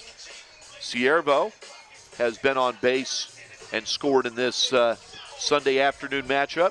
As the Hilltoppers have 11 hits in the contest, the Bearcats have 4. Ciervo, the starting left fielder today. Jim, you know something? When WKU started out early in the season with this fast start, sure, there's probably some people wondering, well, hopefully they don't peak too soon. Well, Jim, this was back in late February. Now we are about to end March as that ball is caught. That was actually a nice play dealing with the wind by the center fielder. Yep. Tricky out there. Parker Blackman. But, Jim, you talked about how Sam Houston has stayed focused as we see a replay of that out. But the same applies to WKU. They have not let their foot off the gas at all, and they've stayed focused as well. Yeah, and winning will do that because the thing we forget sometimes, Mike, is that there's a lot of inter-team competition to be in the starting lineup. You know, I mean, that'll keep you focused. Because sure. When you realize how good your bench is, you know, you're out there playing third or short or second, and you know that the guy behind you is pretty good player too. That does tend to keep you focused, and that's another example of how well-rounded this team is and how great its depth is. Kyle Vidston is the batter with a count of 2-1. Vidston had a really good bunt earlier in this game. Yeah, he's done a great job defensively behind that dish today too. He's a junior catcher out of the state known as the land of 10,000 lakes, the wonderful state of Minnesota. Jordan, Minnesota is the town that he's from. There you go. If you've never been to the state of Minnesota, I encourage you to visit. It's a beautiful state. Good at bat. Sure was. He, you know, again, as good as he is defensively and calling a game, he's no slouch offensively. He can make some things happen. Not at all. He's they don't fall off much with him at the plate for sure. He's a really strong hitter in the number 8 spot. Tell you how smart of a player he is, Jim. The Bearcats better pay attention to him on the base pass because he's a legitimate stolen base threat, 5 for 5 this year. Yeah, he's you know, he doesn't have that prototypical catcher's build, Mike. You could tell he's really kind of small and got good speed, and you know he's different than the typical catcher that we grew up with. Now they can all run. Got a great lead over there. Caleb Niehaus is the batter, and he hits one to right center. Let's see if that's going to get down. Nope, it's going to be gloved by the right fielder, Keegan Demmer, and back to first goes Vidston. And again, as we mentioned earlier about Keegan Demmer, props to him. He is a true freshman catcher. And being the team guy he is, he said, I'll go play right field to help the team out. Yeah, that's you as a coach, you really love having players like that, Mike, because that just tells you a lot about his character, and that he's thinking about the team before his individual honors and things of that nature. Carlos Vasquez has had a really good day, both offensively and defensively, and he's up at the plate with 2 outs, and Another there goes great Vidston. Jump. And there you go. The throw gets away from the second baseman, and Vidston 6 for 6 in stolen bases. Yeah, he's picking his spots. It's funny because I remember the Big Red Machine back in 1975 or 6. It was one of those 2 years when the Reds were World Series champions, right? Yes. You can look this up, and it's either 75 or 76. Can't remember exactly. Johnny Bench was 11 for 11 on stolen bases. Can you even imagine that? But these guys who can play baseball just know how to pick their spots. I know there were some great catchers in Major League Baseball, but to me, the best ever was Johnny Bench. Well, yeah, he was fantastic. Certainly for the era we grew up in, he was the standard. All right, the batter is Carlos Vasquez, back to the top of the order. He has a double in this game. Also made a very nice play at third baseman. I think the thing with him, Jim, he's been so good offensively, his defense gets overlooked. Yeah. He's a very solid third baseman. Very solid. Boy, what a pleasure it must be to pin his name in the lineup every day and just know you've got that on both offense and defense, That's a great point. Yeah. And he has a 2-2 count right now with Vidston on second base after his pilfer of second base. Mike Clef, Jim Pickens bringing you Conference USA Baseball on ESPN+. And the bouncer to short, Jace Martinez. Boy, he makes another good play. Good player. Excellent player. That'll do it for the bottom of the 5th inning. No runs for the Hilltoppers. After 5 innings, it's WKU 8, Sam Houston 1. You are watching and listening to Conference USA Baseball on ESPN+. We'll be right back. Welcome back to Nick Dennis Field on the campus of Western Kentucky University in the community of Bowling Green, Kentucky, a wonderful community. And we're getting ready in moments for the top of the 6th inning. You look at Ryan Weidman, the center fielder for the Hilltoppers. Another terrific day. He's had a double. He's also stolen his 25th base of the season. And Jim, no surprise, he's always running. Yeah, he looks to go, and I love that about him. And he's helped set the tone for this team. Mike, he's just one of those aggressive guys that believes in his ability, and he plays with just so much confidence. All right, Jim, you're the head coach. You're in Mark Reardon's shoes. Mm-hmm. What are you telling your team right now, including the pitcher out there right now, Gavin Perry? Well, I'm telling them let's just go get some outs and finish this thing out and finish off a Conference USA sweep, and let's go get a good dinner tonight. I mean, that's at this point, Mike, this team knows what to do. They don't need to be told by Coach Reardon that this is a veteran. This is turning into now a veteran team. They got youth in spots, but these guys know how to play it, know how to finish it out. Okay, go to the opposite end. You're Jay Sirianni, the Sam Houston head coach. What do you tell your players? That's a whole different thing. I'm glad you asked. How so? Glad you asked, okay? You're just trying to make good things happen in these last 4 innings that you can build on as you move forward. I mean, this has been a tough series for this team. They're likely not going to win a game in this series, but that's not the end of the season, and certainly that's not the end of their conference season. Things can change on a dime. I mean, they can turn on a dime, man, quickly, and there's a lot of baseball left to be played, and he's preaching that hard and often right now. It's a 1-2 count that Gavin Perry has on the leadoff hitter. And nice hitting there is Addison Smith on a 1-2 pitch. Lines a base hit, so there's a start for the Bearcats. Yeah. You just keep plugging. Yep. You just keep plugging. And like you said earlier, Mike, it's one at bat at a time, one swing at a time, one throw at a time, one fielding play at a time. And if you can stay focused, no matter how bad things are going, if you can stay focused, and they look like they are doing a good job of that, it will turn. It just will. It's going to eventually turn. May not be today, but if it will turn at some point. The current batter is Hunter Autry, the left fielder for the Bearcats. He leads Sam Houston in home runs with 3. Also leads him in RBIs with 22. Took the first pitch for a ball from Gavin Perry. He fouls that one up. One thing, Jim, that Gavin Perry has come in, he has allowed the run, but he has not been walking batters. He's been throwing strikes. No, and that's one thing that is being preached. If anything's being preached in that Hilltopper dugout right now, it's throw strikes. Okay, throw strikes. Don't create havoc on the bases by giving them free passes. Make them earn their way on, and if they do, tip your cap. Guess what? You still got an 8-1 lead, so what? I mean, that's the beauty of playing ahead, Mike. It's so much easier to play ahead than to play behind in this sport. It's a 1-2 count now on Autry. Nodelman is in the on-deck circle. That's Grant Nodelman. And Hunter Autry now has a 2-2 count after the base hit by Addison Smith, who's on first base. We're in the top of the 6th inning. It's been all WKU. They lead at 8-1. They have 11 hits in the game, 2 of them home runs. That one's low and inside, and Autry's done a nice job battling, and it's a full count now. Yeah, here's a good example of what I was talking about earlier. Now you just want to throw a strike, and you know what? You might just put it right down the middle, but you've got to throw a strike right here with an 8-1 lead, nobody out. That one's ripped into right. Will it get down? No. Nice play by That's Ethan a double Lozama. Play. That sure is. Double play. That's the way to get it done. Yep. Ethan Lozama, as the runner was going, he couldn't get back. And, Jim, look how close to the ground Lozama gloves this. Yeah. You don't have a zoom in on that, but, again, he's kind of like Carlos Vasquez.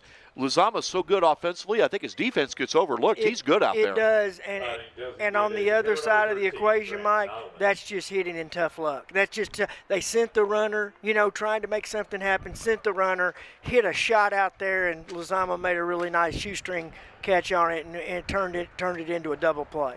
Well, we talked about WKU's outstanding pitching coach, Dylan Napoleon. You're going to get to see him here in a moment. He's going to come out to talk to Gavin Perry. There is some bullpen activity going on for WKU. I think, I can't tell, it might be Elliot Rossell. I'll double check here.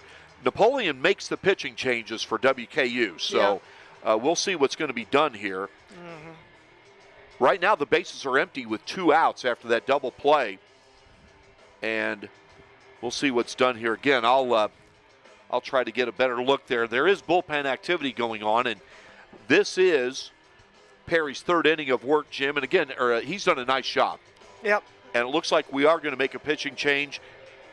Okay. And we'll tell you more about him. It is not who I thought it was. Jim will fill you in right after this break. We'll take a quick timeout. As you can see him coming in, you are watching Conference USA Baseball on ESPN+. Welcome back to Nick Dennis Field. Mike Clef, Jim Pickens. I originally thought Elliot Roselle was coming in on the bump for WKU, but Jim, that's not the case. Tell us more about the third pitcher in the game for the Hilltoppers. Go right ahead, sir. Trayson Peters, long-legged, angular right-hander, 4.24 ERA, Mike. He's pitched a lot this year. In fact, his 23 innings pitched are 3rd on the team, and he struck out 22. Walked 16. Control has been an issue for him at times. We'll see how he does today. Okay, the bases are empty with 2 outs after that very nice double play by Ethan Lozama, the Hilltoppers right fielder. He gloved an absolute shot off the bat of Grant Nodelman. Yep. Yeah, that was a good play. It was. We've talked about the wind today, too, and boy, that thing just waffles around on you out there, and he did a really good job of turning that into a double play, because I tell you, if that's hit just another foot or so to his left or right, they've got runners on 2nd and 3rd with nobody out. I stand That's corrected. how baseball is. Yeah, that line shot that Lozama gloved was off the bat of Hunter Autry, and it was Addison Smith who was doubled off. I stand corrected. Yep. That was my fault. But so here we are, about ready to resume the top of the 6th. The Hilltoppers with an 8-1 lead over the Bearcats. 8 runs, 11 hits, and 1 error for Western Kentucky University. Sam Houston with 1 run, 5 hits, and 1 error. And As Jim mentioned, a good pitch to start the relief appearance off by Trayson Peters. Yeah, Peters has had a little bit of a control issue at times this year, Mike, and so throwing that first strike helps. That's inside, and it's 1-1 as Grant Nottleman's at the plate. One thing to clear up about Sam Houston, a lot of times people will see them listed as Sam Houston State. Not anymore. And we got it confirmed. There's either one of two ways to go. You either go Sam Houston or go the whole thing, Sam Houston State University. Yep. So, that's right. Yeah, so either way there. Yeah, they've really kind of shortened it to, they really rather it be Sam Houston and just leave it at that. Sam Houston's located in Huntsville, Texas, and a lot of wonderful folks in that community. No surprise, Jim, all but I believe 6 players on the Bearcats roster hail from the state of Texas. Yeah, and that's the thing. Give them a little time here at the Division I level. And there's enough baseball talent in Texas to make its way to Huntsville, I'll promise you, with a good, really good, solid coaching staff too, veteran staff. Sam Houston will not be down for long. It's a 1-2 count on Nottleman with the bases empty and 2 outs. That one's fouled out again. Mike Cleft, Jim Pickens bringing you Conference USA Baseball on ESPN Plus as Western Kentucky University is playing their 21st game at Nick Dennis Field this season. If they're able to finish this off, it will be their 21st win. That one's fouled again and off the foot of Nottleman. 21 wins out of 21 games. And, Jim, I thought you made a great point. Even one of those games, you could face a hot pitcher that shuts you out, and they've dealt with that. And, oh, boy, Jim, I can tell you from my baseball days a long, long time ago. No, that's not good. Ooh, that hurts. That does. That smarts, for sure. That one just a little bit outside. But 21-0, if it comes to that, Mike, is extraordinary. I mean, it's just like you just cannot ever predict that a team's going to do that. I don't care how good they are. Don't care what level they play. 21-0 at home is something special, and if they get to that, and they're already 20-0, so you can already be proud of it, but they stretch that thing to 21-0, that's really something. Have a full count on Nottleman.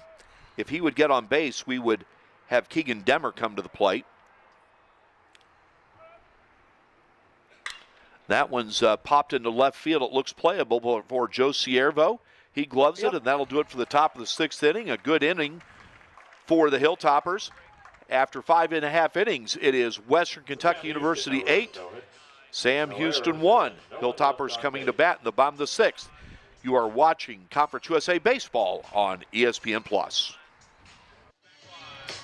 Welcome back to Nick Dennis Field, the home field of the Western Kentucky University Hilltoppers, and to say that it's been a very good home field for WKU this season might be the understatement of 2025, as WKU started the day with a 20-0 record at home, and they're just 9 outs away from making it 21-0 as WKU leads 8-1 heading to the bottom of the 6th. And Jim Pickens, a whole lot of things have gone right for the home team today. Yeah, today and throughout the season. Like, it's been a really great start to the season. This team has played 27 games. They've won 24 of them. Awful lot of confidence, awful lot of belief. And I hope that transcends into a really special season. Thus far, it's been very special. So here we are getting ready to start the bottom of the 6th inning, and Thomas Marsala will lead things off. He has an RBI single in this game. One of the 11 hits in the game for the Hilltoppers. He fouls one off, and we mentioned earlier, Mark Reardon paid Thomas Marsala a very big compliment when he referred to him as a company man. Yeah. Basically translated, he's a team guy. I'm not sure, knowing Coach Reardon and his personality, I'm not sure you could get a better compliment than that comment about being a company guy, because boy, that's what Coach Reardon preaches. Marsala, as you can see, has an open stance from the left side of the plate. He fouls that one off again, and he's in the hole 0-2, or 1-2, I should say, but having 2 strikes on Marsala, that does not faze him at all. Doesn't seem to faze anybody on this team. It's just amazing how how this team just continues to put the bat on the ball with 2 strikes. That one's chopped, and it looks like it's going to be playable for the second baseman. Flips over, and that's how we start with an out. Nice play by the Bearcats second baseman, Addison Smith. Yeah, they, as you can see here, makes a really fundamentally sound play. And I want to make a point about that as Weidman comes to the plate here, Mike. But, you know, one thing that's very impressive about the Bearcats, I want to say this, they play the game the right way. This is a classy, you can tell they're well-schooled, they're well-coached. They play the game the right way.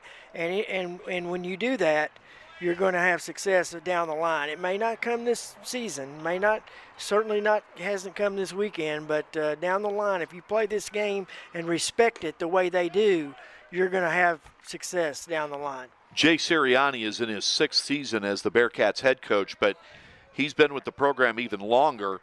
Before that, he was Sam Houston's pitching coach. He's been with the Bearcats baseball program since 2015. It's just impressive the way they play it, and I think even Coach Reardon and his staff probably have noticed that and probably already knew it. But, yeah, Sam Houston, just give them a little time, and they're going to stick their nose right in the middle of this Conference USA race. That one's fouled out. So, Jim, they just showed a graphic on Ryan Weidman. He started the day hitting .450. He's actually upped his average to .456. Yeah. That's impressive. It is, and he's impressive. He just got everything you're looking for, Mike. That one's to the backstop. It's a 2-2 count as Cole Marthel-Johnny is in his 2nd inning of relief work. He's pitching to his twin brother, Ty Marthel-Johnny, the Bearcats catcher. And as Jim mentioned, boy, if they have conversations about pitch selection at the dinner table, right? That would be highly entertaining. Yeah. Fouled back by Weidman. Yeah, it's just funny. Just a funny thought. Twins are. My mom was an identical twin, and I'm real familiar with how twins. It's a different world for twins. I'll tell you that much right now. I remember that's how I first met you, Jim. That they were cheerleaders at WKU. And they got put in the KHSA Hall of Fame. The first cheerleaders to be put in. I was so proud of that, as you know. That was a special day. That was the day I met you, and that just made my life better, and I got smarter. I don't know about that, but that was a fun day for sure, and it was a pleasure to meet you. And it's been a great ride ever since. That's Weidman hitting one of the second basemen. What a nice play by Addison Smith. They couldn't control the throw, though. That's a hit. Got to be, doesn't it? Probably. Yep. Probably. He was sliding and threw it over. Yeah. Weidman's speed entered into it. He did. And again, Weidman just did a great job of going with the pitch and giving him a chance to get on base. You know, I mean, Weidman's just very impressive. And it is a hit. That's his 3rd hit of the game. And his average is skying up more, Mike. That's right. Yep. He's in the 461 range or something now, whatever. Wow. Well, that gives Ethan Lizama a chance, and with 1 out, last time up, Lizama ripped a home run over the left center field fence, and what a nice throw. That was a better pick of the ball by the. I guess it's the shortstop we've been talking about all day. Very impressive kid. I'll say it again. Jace Martinez. Yeah, watch this. Yep. Watch this. He goes down and gets it and then makes that. That's a really athletic, agile play. And it was the right call. He was out. He was out, yeah. And a good throw, but it's just a little low. I'll tell you what, Jim, on this Bearcats roster, the players I've seen today, the ones that's impressed me the most is this shortstop, Jace Martinez. Yeah, he's you can tell he's a team leader, and that's what you want at short. You want that type of player, that type A personality at short, and he's got it, and they can build around him. I'll tell you, he's a good, solid player to build around. It's just the 6th time this season that Weidman has been caught stealing as Lizama draws a walk. Now, keep in mind, Weidman has attempted 31 stolen bases this season as he leads Conference USA in stolen bases. And I will guarantee you this, the fact that he got thrown out right there, Mike, won't slow him down. He'll be looking to steal the next time he's on. Right. I mean, that's just his mentality. That was the right time to try to steal one. Yep. Come on, 8-1 and trying to get her into scoring position, absolutely the right time. That brings up Kyle Hayes, the fifth-place hitter in the lineup. Hit a bomb early. He sure did. Two-run homer in the first inning. The young man on first base, Ethan Lizama, hit a two-run homer in the fourth inning. The Hilltoppers have 12 hits. Ryan Weidman has 3 of them. And it's a 2-0 count on Kyle Hayes. You know, this is just an example of what we've talked about, Mike. The toppers just keep coming at you. I mean, you look up and, Weidman's up. Then you look up and Lozama's up at the plate. I mean, it's just, there is no rest for the weary in the situation. They have a fantastic batting order. And they're really good, again, with 2 outs. Very good. That's being mentally tough. Hayes was taking the last pitch. It's a 2-1 count. That one, as Lizama is going to steal without a throw. Yeah, he got a good jump, Lizama did. So now a runner in scoring position for Kyle Hayes, and he has a 3-1 count. We have bullpen activities for Sam Houston. I'll try to get a number there. It's kind of hard. Yeah, it's very difficult to tell. 8-1. WKU leading Sam Houston here in the bottom of the 6th inning with 2 outs. That one's chopped to third. Playable for the third baseman. Good throw over by Blake Brown, and that'll do it for the bottom of the 6th inning. No runs in the bottom of the 6th, but this game's been all Western Kentucky University. After 6 innings, the Hilltoppers lead the Bearcats 8-1. You're watching Conference USA Baseball on ESPN+. Welcome back to Nick Dennis Field. We're moments away from starting the top of the 7th, and Jim Pickens, you can tell by the flags, the wind continues to be a factor here on this Sunday afternoon. It does. It was blowing when this game started. It's still blowing, and credit to these fielders. We've seen both sides, Mike. The wind has turned some routine balls into tough plays, and they've handled it pretty well. The next game for Western Kentucky University, Jim mentioned it a while ago earlier in the broadcast. They will be at Vanderbilt on Tuesday, while Sam Houston will start a homestand. On Tuesday, they will host the Owls of Rice. Yep. And that will be the first of 9 consecutive home games for the Bearcats. Yeah, that'll be a tough one Tuesday at Vandy. I would encourage all Hilltopper fans in the South Central Kentucky area, or particularly the alumni in the Nashville area, to get out and support the Hilltoppers in that game. They'll need it against a really tough SEC foe, and there have been some great games between Western and Vandy through the years, and I would really encourage anyone in the area to go down there and see a really good college baseball game. That'll be a good test for the Toppers, and if they lose it, they lose it. It won't hurt them too much, but you gain a lot from playing teams like that. We have a couple of pinch hitters that are going to be making appearances. The first one's at the plate for the Bearcats. This is Brady Christensen. He's a left-handed hitting senior, and he has a 2-1 count right now. In the on-deck circle, Easton Dean looks like he's going to come to the plate for the first time in this game. Yeah, and their coaching staff, we talked about it. They're still looking for – this is a good time to do that because this game's probably out of reach, and they're looking to see what some of these younger players or players who have been sitting on the sidelines can do for them. They're trying to still formulate their conference lineup and see who can maybe jump up and bring them a hot bat, and we'll see what happens here. It'll be interesting to watch these pinch hitters. Peters with a pitch that's a little bit low, and it's a full count on Brady Christensen. Peters in his second inning of work. That's a bouncer to first base. Kyle Hayes will handle it. No, he flips over to Peters for the first out of the inning. So, Jim, Dawson Hall started the game on the bump for WKU. He was followed in relief by Gavin Perry. Yep. And then Trayson Peters takes over, and through 6 1/3 innings, they've allowed 1 run on 5 hits. Yep. And to say the least, any head coach would take that any time. You take it every time. And one thing that Coach Reardon's got to be pleased about, Mike, is that in this entire game, the Hilltoppers have walked only 1 batter. And he really preaches that. Just keep them off the bases, make them earn their way on the bases. It sounds like a broken record, but it's winning baseball. Easton Dean is the pinch hitter in place of Ty Marthel-Johnny, and my guess is he'll take over at catcher.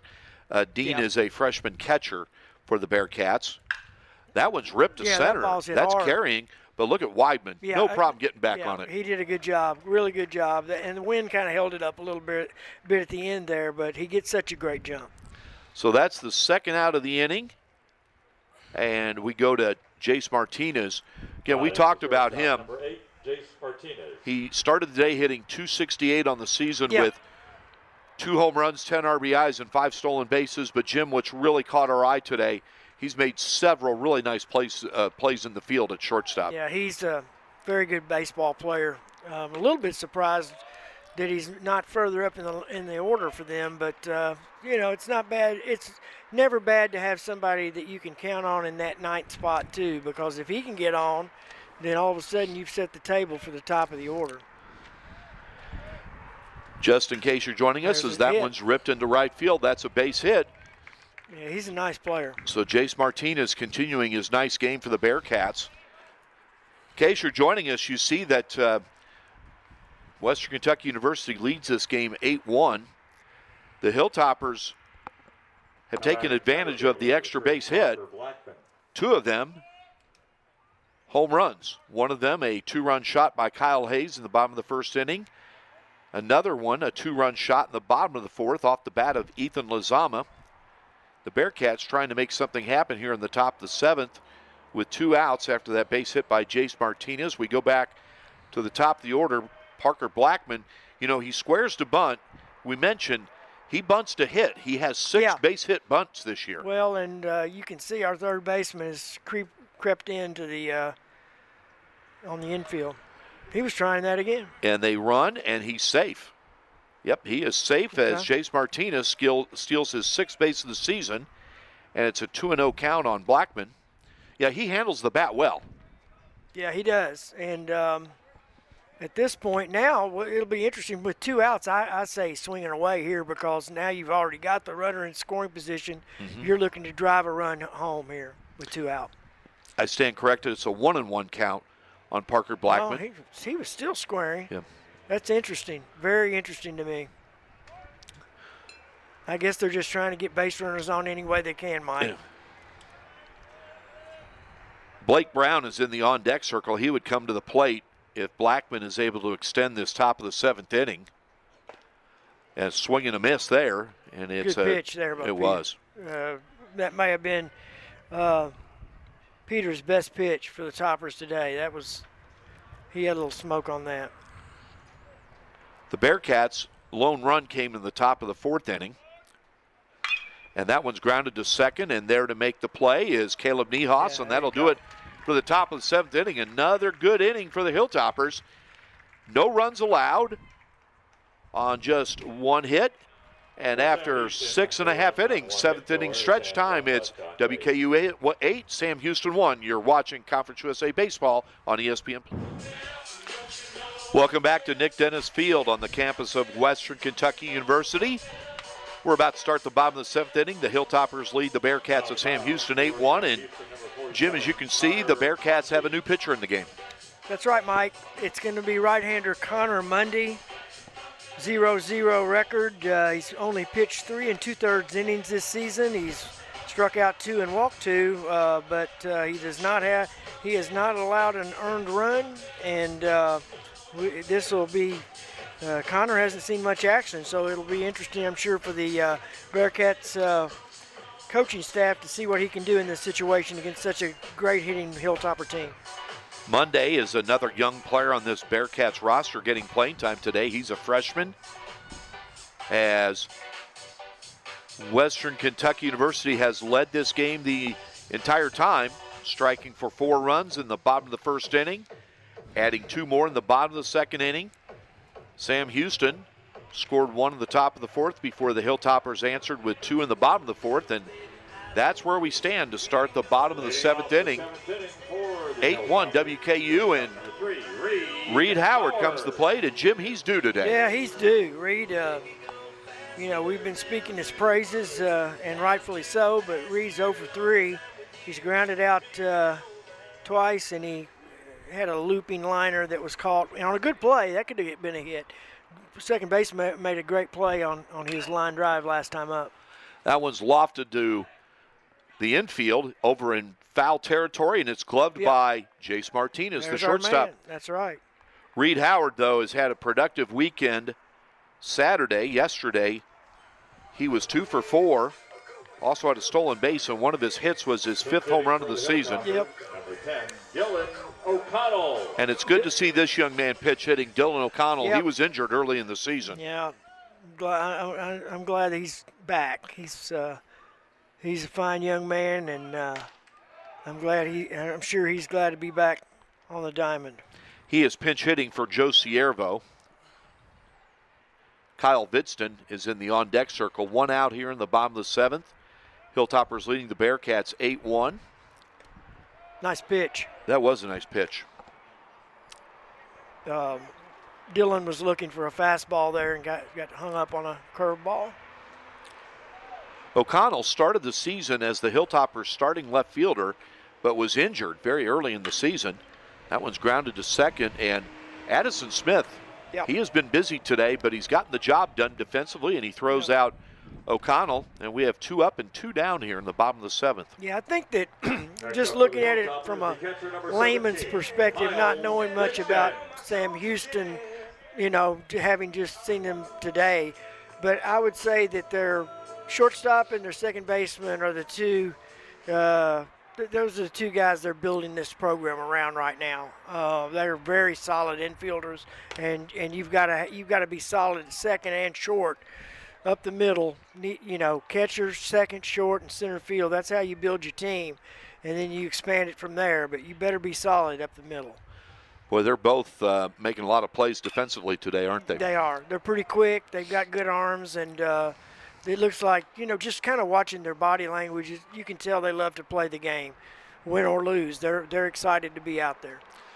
The count is 1-1 on the Hilltoppers' starting catcher, Kyle Vidston. He's had a nice day. He's 1 for 2. As you can see, he's had a double and a walk. Stolen base. And a stolen base, yes. And he's got a 2-1 count. Again, we mentioned earlier, pitchers love working with him. You mentioned it, Jim. When he's behind the plate, he does a great job framing pitches. That might be his biggest strength. He really does. I mean, he's not the biggest guy or anything like that. He doesn't have the look of a catcher, but boy, he just knows how to catch. And you'd be surprised over the course of a season how many strikes a catcher can steal if they know how to frame a pitch correctly. It's a 2-2 count on Vidston. We mentioned before, his offense should not be overlooked. He can get things done with the bat. No, he's a tough nut up there now. He means business when he's at that plate, and he's a great guy to have. You want guys like that at the end of the order. He's tough. He's just a tough out. He's tough to get out. 2-2 count. Oh, and that one hits him. Yeah. And you know what? That means he's on for the 3rd straight time. He's done it 3 different ways. He's doubled, he's walked, and he's been hit by a pitch, and so there. And it looked like it hit him in the upper shoulder, actually. His non-throwing shoulder. Yep, he's stretching it out there. Yep. So that will bring up. Looks like we have another pinch hitter. Jim, this might be Drew Berrigan. He's been swinging a hot bat. He's batting for Caleb Niehaus. I'll double check it, I believe. 21. Yep, that's Drew Berrigan, the junior infielder for the Hilltoppers. Yeah, I think he's something like 6 for his last 16 Mike. He's really been on fire in recent weeks. Coming off that bench some. He's good, really good pinch hitter. Vidston with a lead off of first base. You wouldn't think he would be running with a 7-run lead in the bottom of the 7th inning as Berrigan takes a strike. As Jim said, he's been swinging the bat well lately, the junior out of the state of California. Where's number 21? Yeah, it speaks volumes about this team's depth that this guy's not in the lineup swinging the bat that good. And, he could be a starter, don't get me wrong. But today he wasn't, and to have a weapon like that come off your bench, that's pretty special. If Berrigan is able to extend this inning, we'll go back to the top of the order, and Carlos Vasquez. That one's grounded to short, and Jace Martinez flips over to Addison Howard, or Addison Smith, I should say. Yep. And that'll do it for the bottom of the 7th inning. No runs, and after 7 innings, it's Western Kentucky University 8, and the Bearcats of Sam Houston 1. You are watching Conference USA Baseball on ESPN+. Welcome back to Nick Dennis Field. We're about to start the top of the 8th inning. As you can see, Jim, the Hilltoppers have a new pitcher in. Yeah, we're going to go from the left side now. Southpaw Cal Higgins is on the mound. He's worked 14 and a third innings this season. He's got a 1.88 ERA with an 0-1 record. Cal has been very efficient on the mound, Mike. He's struck out 21 batters and walked only 5. So those are the kinds of guys that Coach Reardon wants to close on the hill to close these games out. He's a strike thrower, and that's what you want with an 8-1 lead. You mentioned the change on the bump.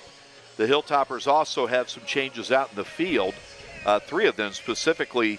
At catcher now, taking over for Kyle Vidston, is Camden Ross. Yeah.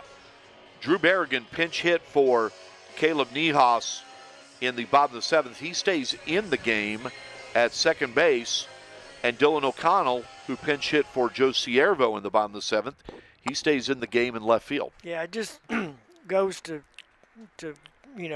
speaks of what we were talking about earlier with this depth. Can you imagine you get to bring a catcher like Camden Ross off your bench to close out the game?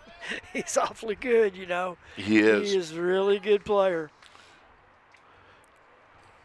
Well, and you know with Coach Reardon, a point of emphasis in building a roster, 1, your pitching staff, and 2, you've got to have more than one good catcher. Oh, he's talked about that. He spoke about that time and time again, about the importance of having good catchers 1 through 3. Base hit. And Sam Houston starts off the inning, as Jim mentioned, a base hit. That's Blake Brown, the right-handed hitter, lines one into left field. Good piece of hitting by Brown. Yeah, and we should mention this. Here's a struggling team, but Blake Brown has been on base 3 times today. He's walked twice, and he's just hit a single to left. So these guys are still plugging, Mike. And Ryan Frandon, who started the day having notched hits in 14 of his last 16 games. He had 3 hits yesterday. Comes up with the leadoff hitter on. And Sam Houston, they have 6 outs to chip away at this 7-run deficit. That's a good start for them, getting their leadoff hitter on after the base hit by Brown. Yeah, I just think at this point now, with just 2 innings to play, you just go station to station and hope you can put together a big inning. I don't think they'll do anything risky, like try to steal a base here. It wouldn't make any sense. Frandon will be followed by Addison Smith. Higgins, it's a lefty versus lefty matchup, and the count is now 2-1. Frandon with a slightly open stance, and he's looking for his first hit of the day. WKU has retired him all 3 previous at-bats. Yeah, they've done a good job with this guy. He's a good hitter. There's a good pitch by Higgins. Yeah. Yeah, that was in on his hands a little bit, and he just couldn't do anything with it. He wouldn't have done much with that, Mike, if he had swung.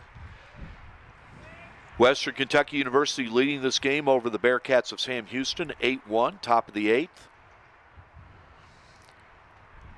That one's fouled back by Frandon.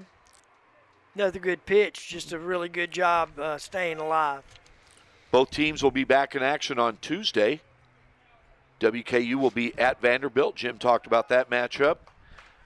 And Sam Houston will be at home taking on Rice.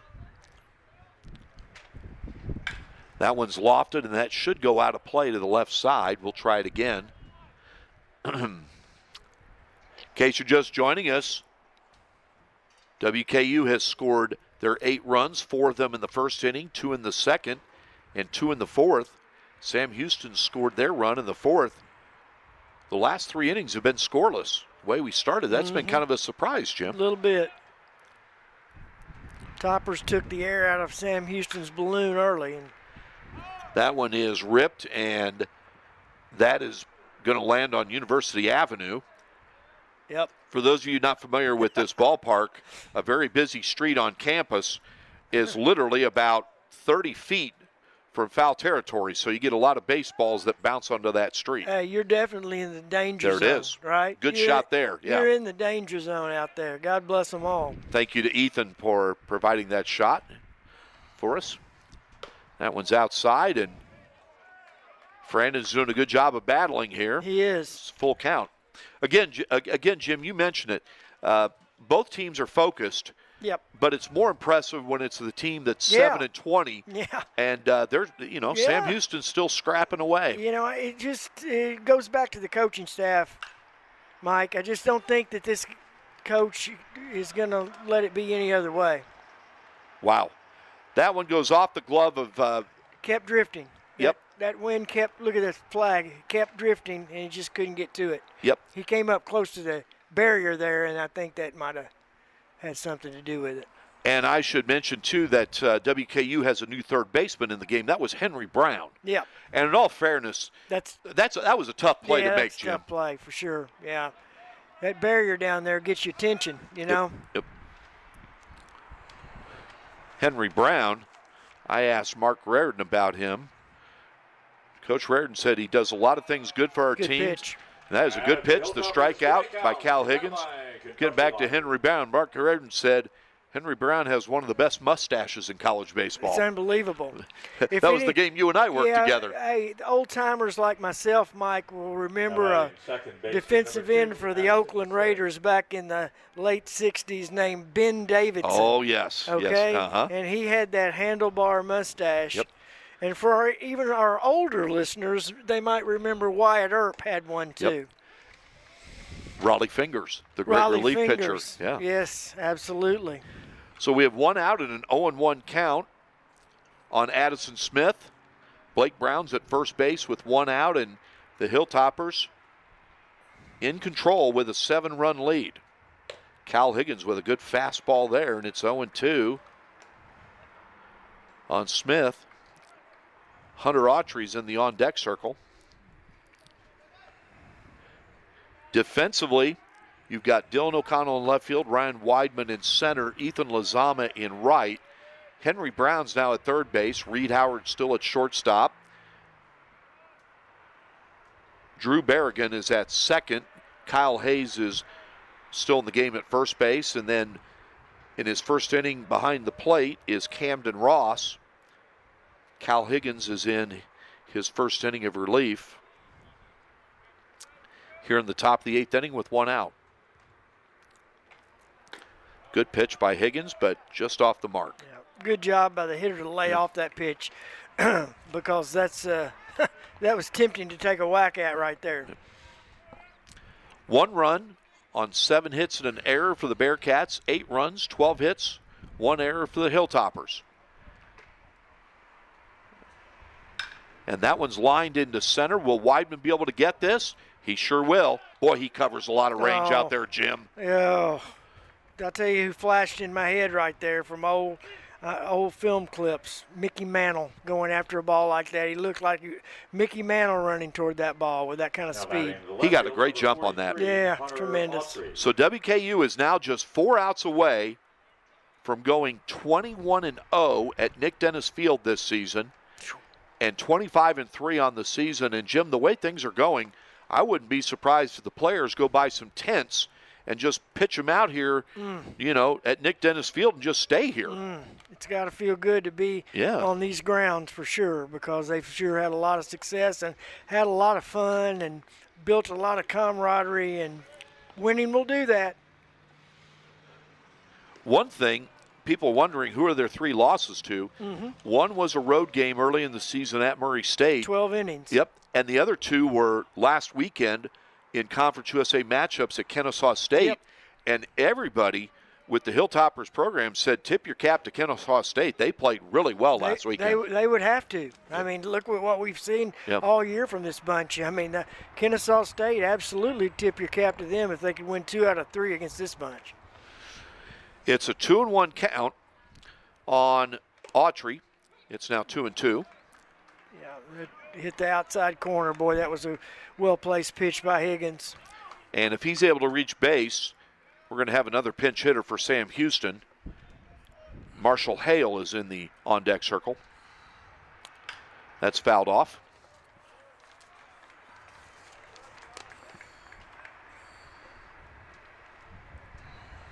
With Higgins, ability is not an issue. He's got a lot of skills on that bump, doesn't he? Yeah, absolutely. Boy, he's a talented guy. Coach Reardon has a lot of confidence in this guy. That one's fouled out of play. And, Jim, I just looked there again. Dylan Napoleon, the pitching coach for WKU. Higgins threw that ball with 15 seconds left on the pitch clock. And again, defensively, you just love that. No. You love that. I was an infielder, and I'm telling you that certain pitchers would put you to sleep back in the day, and it was the worst thing in the world. You're just trying to need something to keep you awake, but not here. And that one should be gloved by Weidman, as it is, and that'll do it for the top of the 8th inning. No runs for the Bearcats. WKU just 3 outs away from closing this out after 7.5 innings. It's WKU 8, Sam Houston 1. You're watching Conference USA Baseball on ESPN+. Welcome back to the place affectionately known as the Nick Dennis Field. 8-1, WKU leading Sam Houston as we're about to start the bottom of the 8th inning. And as you can see right there, Jim Pickens, my broadcast partner, the Bearcats have a new pitcher in the game. They do. Brock Rod, he's a lefty, and he's thrown only 5 innings this year, Mike, and he's got a 9.00 ERA. This is his 6th appearance. He's struck out 2, walked 1, but he's also allowed 6 runs in only 5 innings. So he struggled, and I'm sure he's just trying to get his footing here and see what he can do against this formidable WKU lineup.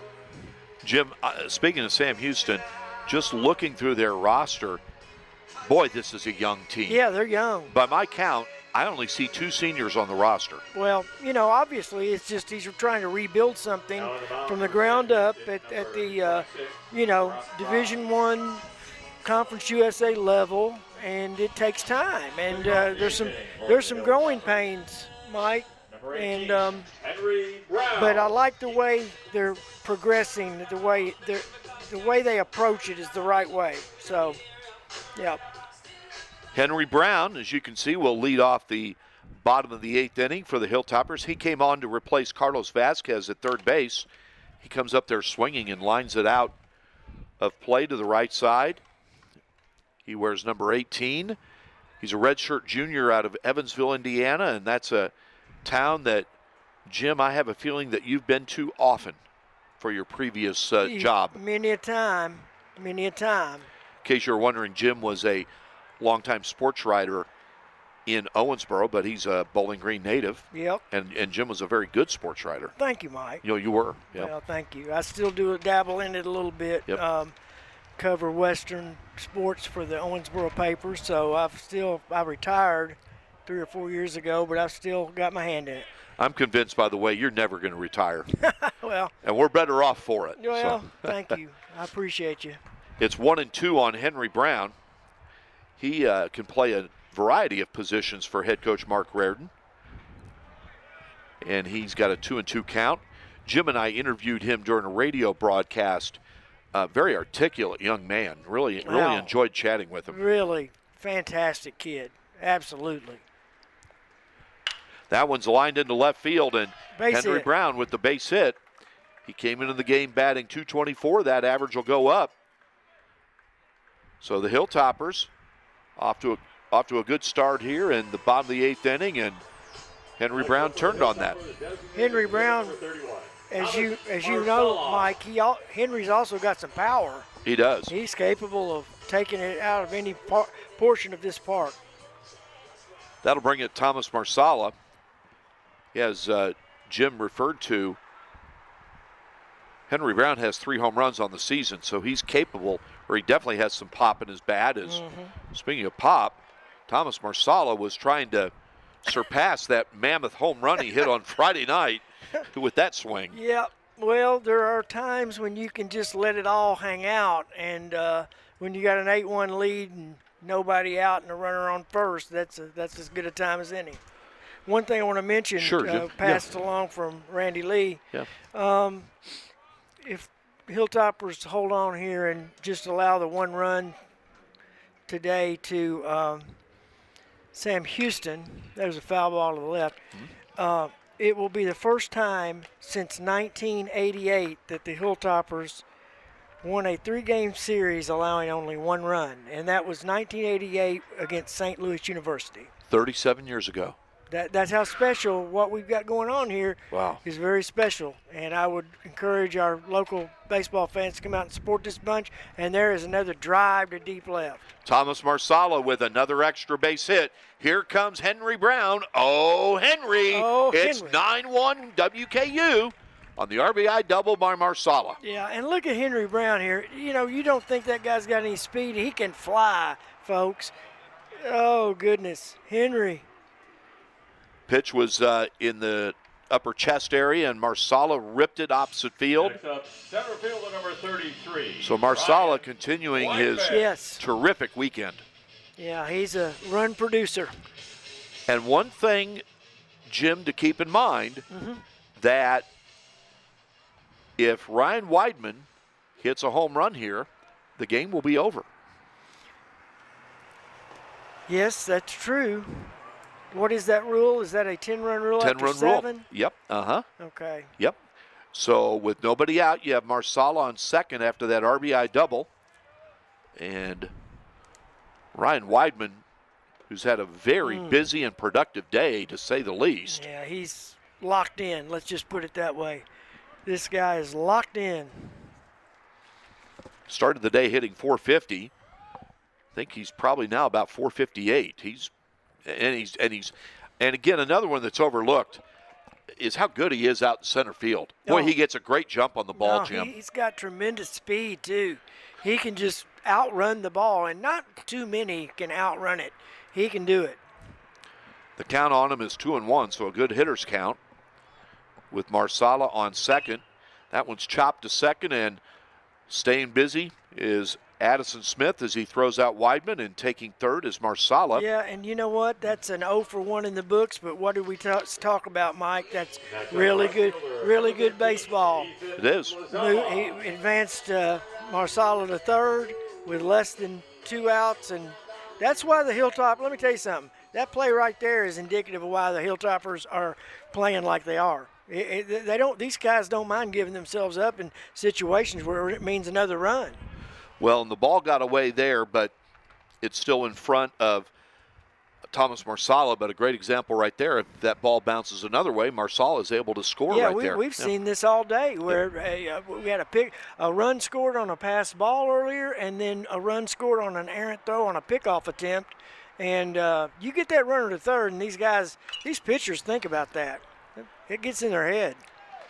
Count on Ethan Lizama is 1-1. Lizama in the 4th inning ripped a 2-run homer over the left center field wall. It's kind of funny.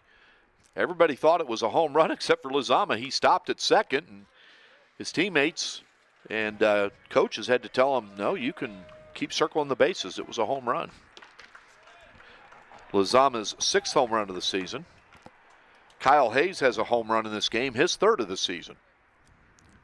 and it's 9-1 Hilltoppers. They've scored once here in the bottom of the 8th. And that one's ripped to center, and that's going to make it 10-1 as Lizama continues his fine hitting on the day. In comes Marsala. And we're not very far from this game being over.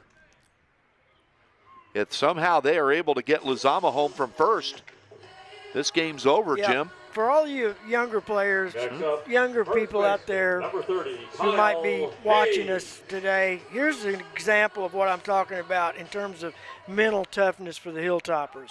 Lizama grounds out to second the first time up, grounds out to short the second time up, and since then he's hit a 2-run homer, he's walked and stolen the base, and he's hit a 2-run single.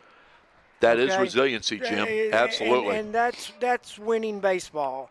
And that's believing in yourself, and that's not getting down on yourself. And it takes those types of players to have a special team, special season. Kyle Hayes, besides his home run, as Lizama's going to take second. We'll see if they rule that a stolen base or not. I don't think he was originally planning on running. No, I think that's either a pass ball or a wild pitch. Kyle Hayes also has a double in this game. His 2-run homer was in the bottom of the first inning, and boy, Jim, that cleared the left field fence in a hurry. Yeah, that was hit well. That was hit well, right in his wheelhouse. And now a base hit by Kyle Hayes could end it. Ooh. Well, he's going to get hit instead. There was a hit involved, all right. Yeah.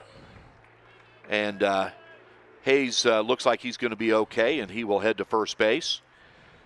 So, again, we have first and second, and that will bring up Reed Howard. Next up for the Hilltoppers, the shortstop, number 3. 15 hits today, Howard. And one of the rare players on the WKU roster who's still looking for his first hit. Yeah. In Reed Howard. If he's able to deliver here, very well could end the game. Well, he's due, and we've talked about that today. See what Reed can do in this situation. As you can see, he's a right-handed hitter, and Jim and I have talked about this. He lays the bunt down, and that's going to get the runners to second and third, and Howard gets to first. Now, someone might say, why are you bunting with a 9-run lead? Well, they're trying to end the game. They're trying to close this out. Yeah. So I've got no problem with that. No. There's just a lot of good things that come from that because Now batting, number 10, left fielder Dylan O'Connell. Both runners advanced. You forget that. You know, you think, oh, he got thrown out. Well, both runners advanced, though, and the base hit here. Dylan O'Connell, who came up as a pinch hitter for Joe Siervo, and then O'Connell stayed in the game. As we talked about, he started the season as the everyday left fielder, but was hurt left early in the season. It's good to see him back, and that one gets away. This could end the game, Jim. This could end it. And Ethan Lizama comes in, and that's a 10-run lead. And by all accounts, that should be the ball game, and that's exactly what it is. There you go. That is a WKU victory, and Jim, 21-0 at Nick Dennis Field this season. Yeah, just they're playing the fight song, and it feels good to hear it when you win a game and you continue a streak like that. That just gets away from the catcher, a pass ball all the way. Lizama of alert base running, and that'll do it. And the Hilltoppers, as we mentioned, 21-0 at Nick Dennis Field. 4-2 in Conference USA, 25-3 overall. As WKU wins it by a final of 11-1. Jim, again, another very, very good day for the Hilltoppers. Good day for the Hilltoppers, and I would encourage everybody out there who hasn't seen this team and is within driving distance, come on. This team play. They're really outstanding. Say that stat again, Jim, that Randy Lee passed along to you. Yes. The first time since 1988. What was that again? First time since 1988 that we completed a 3-game series allowing only 1 run. And what's that, 37? 37 years. Yeah, that's a long time ago. And, you know, it's just indicative of what this team has going on. There's just superlatives everywhere, Mike, superlatives everywhere. Sam Houston is now 1-4 in Conference USA, 7-21 overall. WKU 4-2 in Conference USA, and they are 25-3 overall. And they are 21-0 now at home at Nick Dennis Field. Jim, final thoughts? Well, my thoughts are that this is a complete baseball team that Western Kentucky has put together this season.